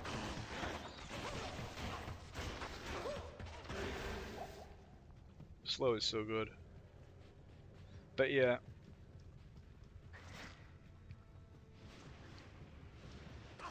Like, I would say all the acts kind of have their problems with pacing.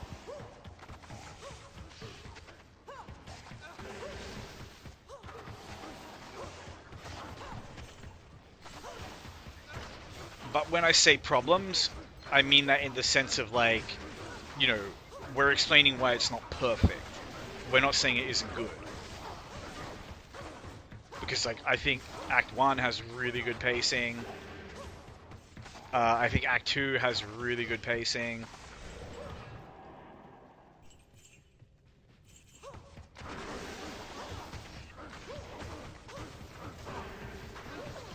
And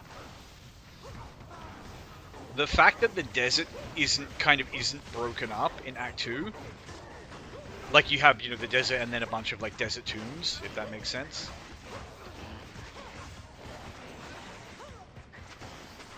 And then you kind of, you know, you go do, like, the harem and the arcane sanctuary, and you're kind of back in the desert in, like, you know, the Canyon of the Magi, but kind of not. And then you're sort of back in the tombs, but that's sort of the last hurrah.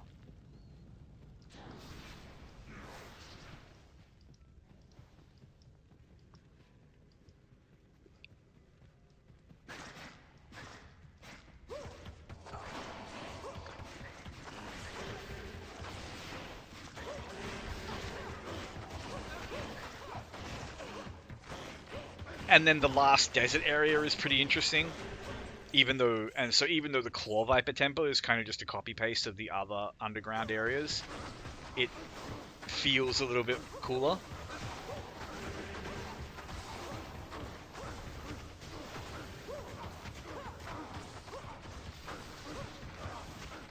Like, what is the area that leads into the Claw Viper Temple? I can't remember. I know it opens up the Lost City. But yeah, like, if I were going to tweak Act 2, I would probably just I'd do something about the... So, okay, I understand why they wouldn't want to transition, like, straight from the Far Oasis and the Maggot Lair, like, straight into the Claw Viper Temple. And is it the Canyon of the Magi? Is that the area where the temple's found? So I understand that. Because the Canyon of the Magi is too small, and then it's kind of like you leave the Maggot Lair, and then you're just immediately in the Claw Viper Temple, you know. So I understand the Lost City being there as a kind of buffer.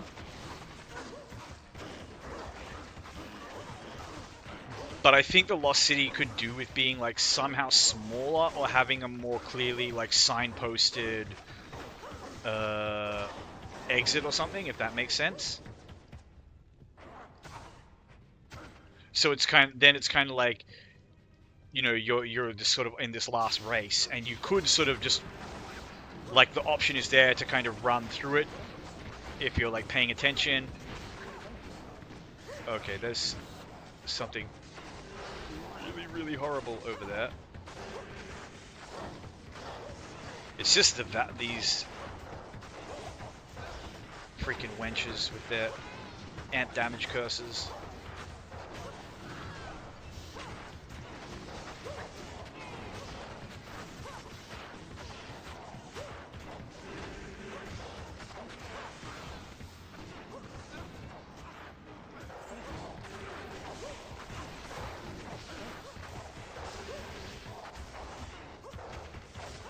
Oh, we got spiders too. Cool.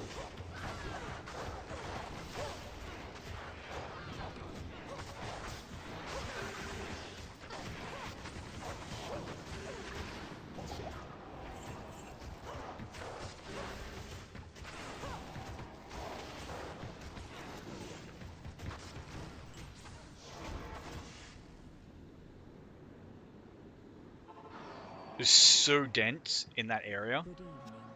that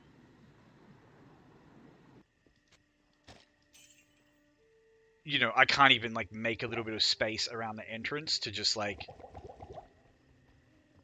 have some like space to work out from, because like the second I step away from the entrance, there's like it just aggro's another group, and then that aggro's another group, and then that aggro, like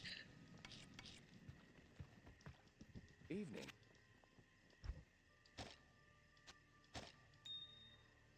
not complaining about it. It's just like the difficulty in this game can be very RNG, which is fine. That's how it's supposed to be, because it's both in the like affixes that monsters get, but also in just like how they spread around the tile set and how dense they are in the tile set, because density is very RNG based as well.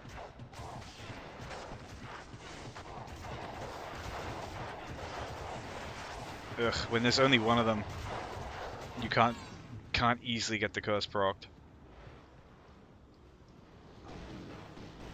Okay, I don't see no eyes.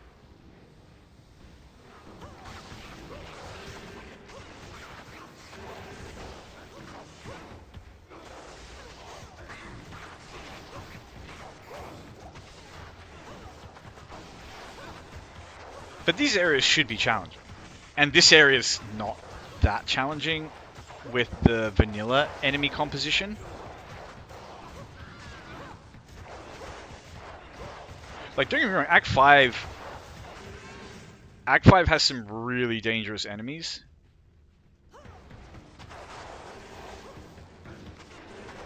Like Death Lords.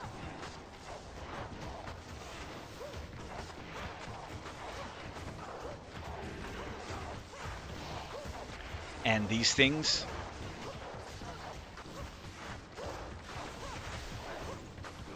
The skeletons, not so much. The kind of those like demon guys that aren't actually demons. Okay, this should be Nilifac's side, but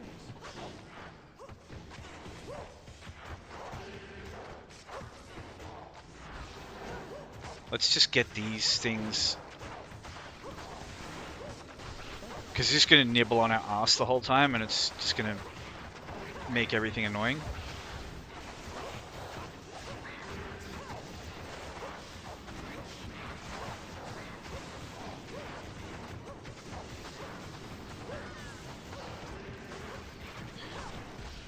Shoot, shoot, shoot, shoot, shoot, shoot, shoot, shoot, shoot, shoot.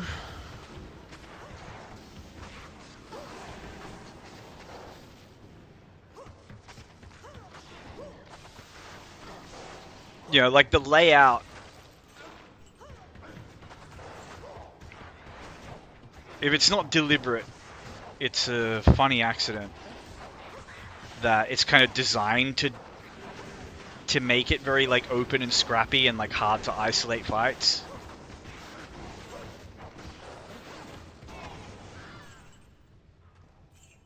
Which I actually think is bad map design personally. If you ever do that on purpose as a game designer, you're a fuckwit. Hello. You don't know what you're doing.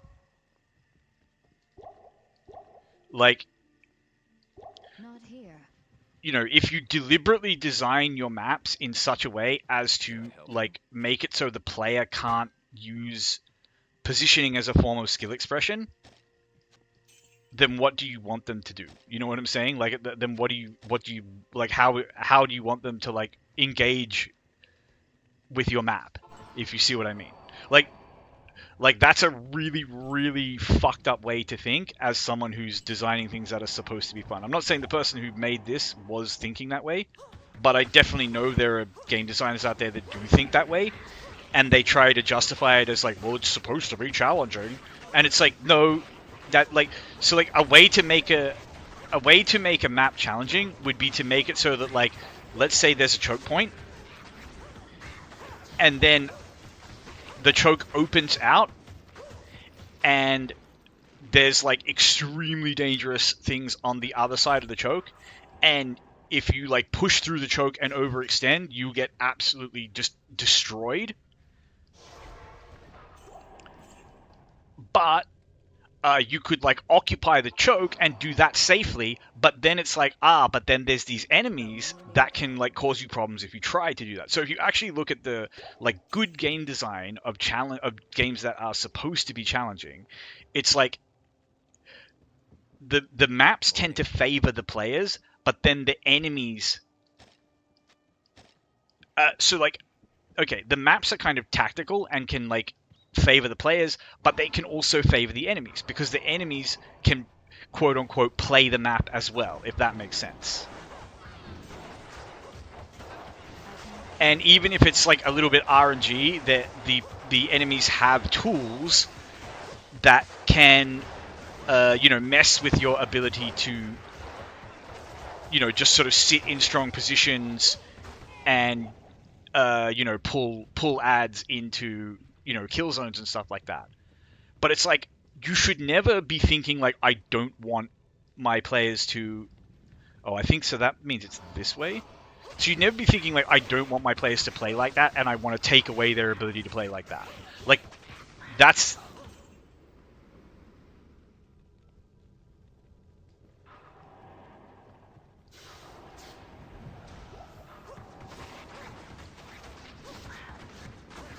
basically just saying like I want to create a game that players can't interact with outside of gearing and leveling and whatever tools just make number go up,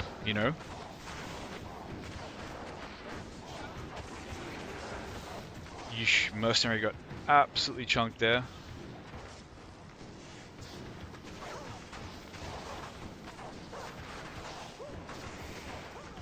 The Valk is doing okay now, so I don't know whether I should like get him back or if he's just going to die again. Only one way to find out. Maybe I can come around and try a different angle. Salutations.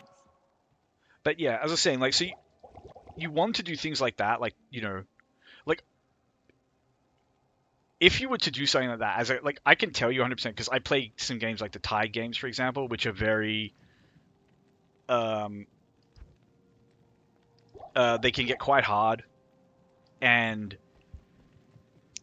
things like positioning are super important in them. Afternoon. And the number of people who just don't care about positioning, they literally just W key until they die, or until they get so good at the other like mechanical forms of skill expression in the game, like aim and combos and all that, and like playing around their builds and keeping all their stuff active and so on, that they just get to the point where like they can just W key and win. But they're inadvertently making the game way harder for themselves than it needs to be, and also ensuring that sometimes they will just lose, because sometimes like those games have very RNG difficulty as well, and sometimes they will just throw no-win situations at you. There's like the penalty for losing is not that serious though, so it's like you just have to accept that losses are a part of the fun of the game. Because if you never lose, like if you can't really lose, winning is not that fun,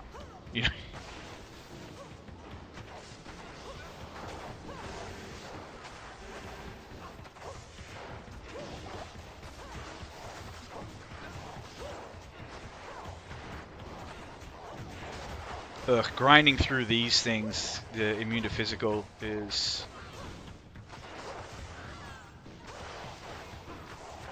Alright. And we're just going to do this very, very slowly.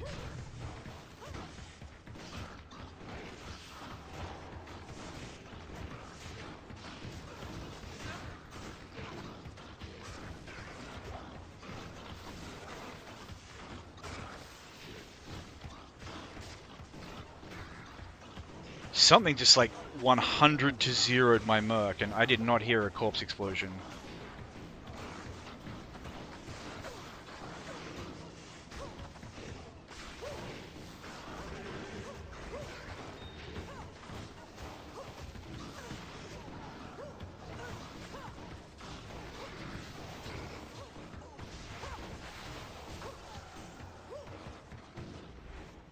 There must be a boss pack of the succubus things in there somewhere.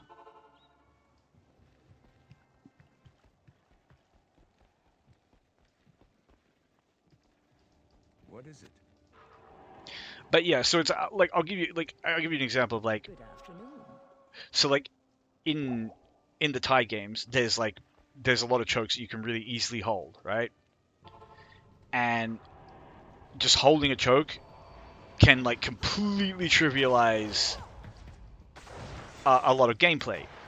But you know, the enemies do have tools to like force you out of a choke point. Oh my.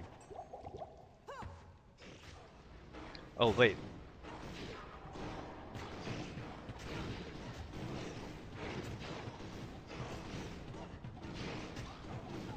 That's not gonna work.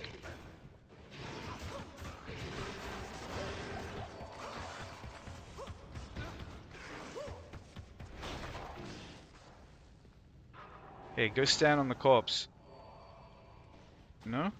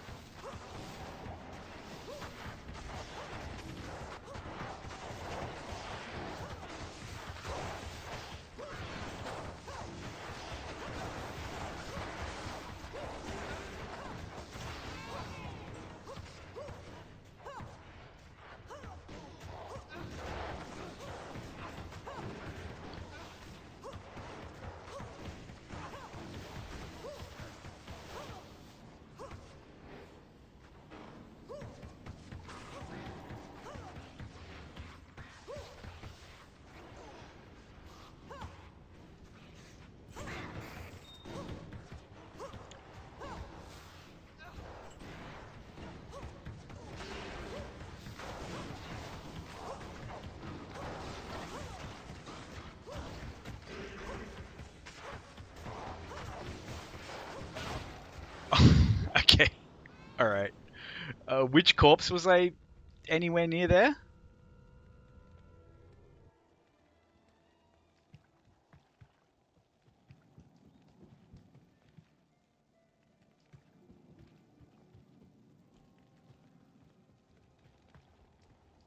Afternoon. But yeah, this is where I talk about like how things in this game are very lazily scaled into hell.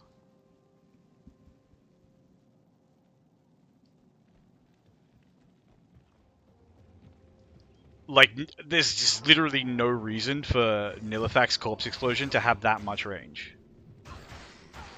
Oh, Jesus Christ.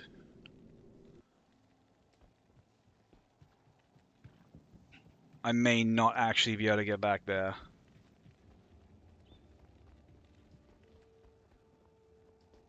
Yes, warrior.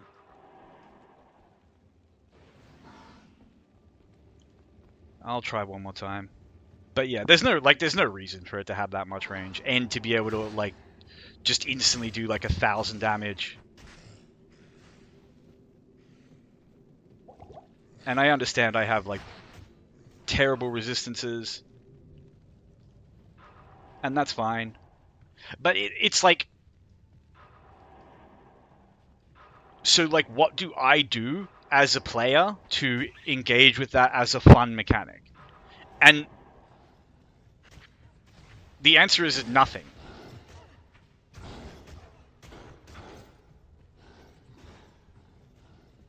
And like, that's not the people who designed the corpse explosion's fault. That's the people who scaled it for hell difficulty's fault. Because the corpse explosion is a great ability in normal, because there is actually a very clear and easy way to avoid it, and that's not, don't go near corpses. Like, you can clearly see them on the ground, and you know exactly which types of corpse he can blow up, or you should. You very quickly will learn. So then you have that learning experience, and you're like, oh, Jesus, you know, I can't.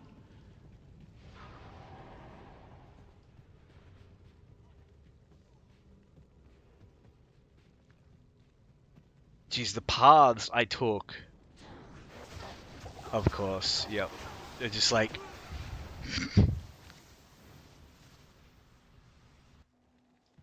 Oh, I'm starting to get frustrated with this.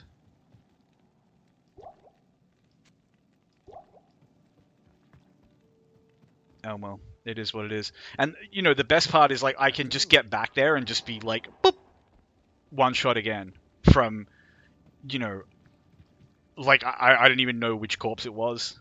It's just, I don't know, apparently there was a corpse somewhere on the screen. Get fucked.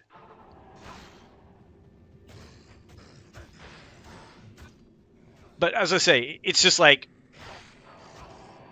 you know, oh, come on, game. I should have made a safety TP.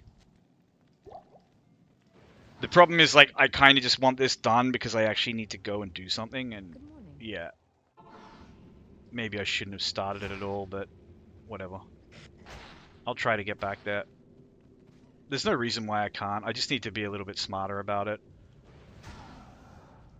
Oh, do I not? I didn't get my mercenary. But as I say, yeah, that sort of stuff, like, I don't understand how no one pointed that out, like, when they were making Diablo 2,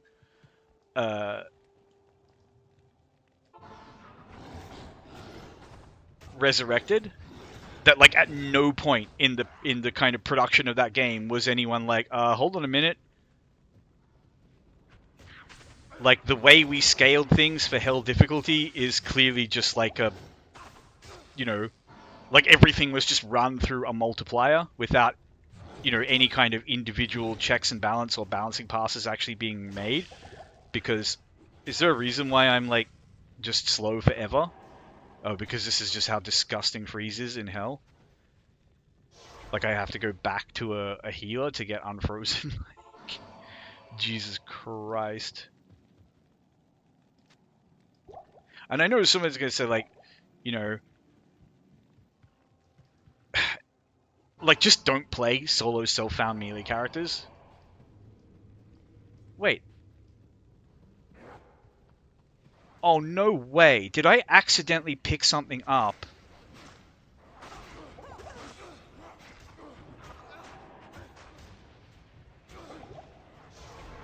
Okay, this just stopped being funny because apparently I accidentally picked something up, which means my corpse down by fucking Nilithak has probably popped open. I really freaking hope that's not the case, because I don't know how much longer I can continue just doing this, but that's really fucked up because I didn't pick up a goddamn thing.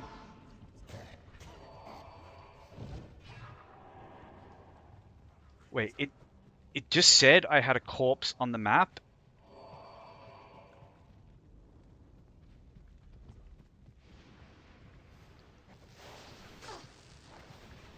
Yeah, there was nothing. There was no corpse. The game is literally just trolling me with that shit.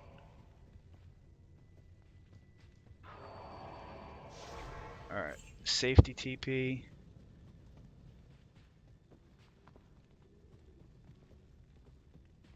So there's a good chance that all my shit is just, like, lying on the ground here? No, no. Oh, okay, so you can have multiple corpses in single player or something? I don't know.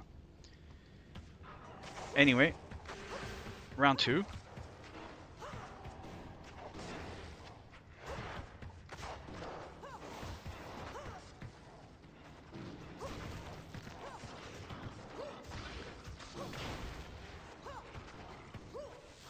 But yeah, this is kind of what we want, for him to, like,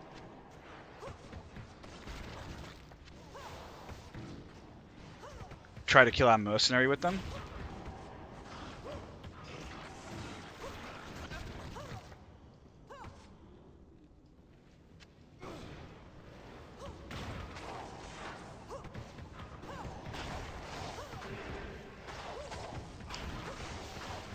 And we eventually just run him out of corpses. Oh, shaft stop. That's cool.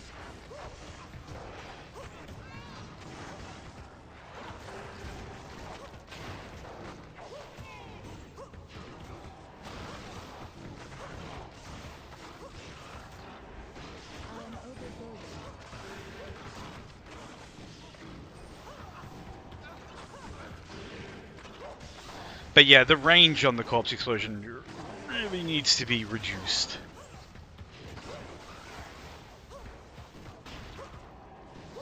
Thanks. The damage is fine. I have no problem being one shot.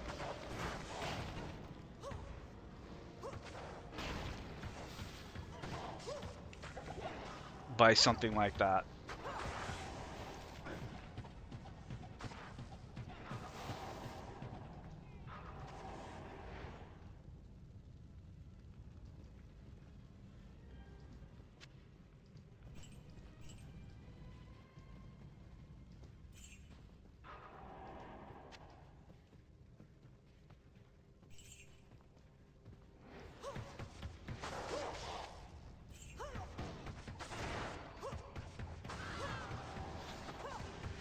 I don't know how he ended up there, but that's a much better place to take him on. But yeah, that was super frustrating. But wow, what crazy drops. Inspiring with Bale. What a tragic mistake. We got a freaking sharp stop. Really nice piece of kit.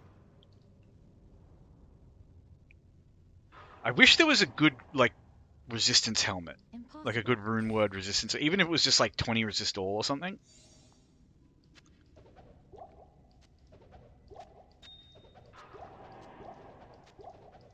I would really love that. Because then you could give your merc like sharp stop and this is Steel Clash, which is nothing special, but yeah. Anyway, man, that was brutal. It was getting back there was the really brutal thing. Because I did not want to go through all, you know, the halls of stink and the halls of grub and the halls of grey and the halls of fucking sameness and all 75 different hall maps that are all the goddamn same. Again. You have stopped, Neela. You have. And look at that. I got my thing.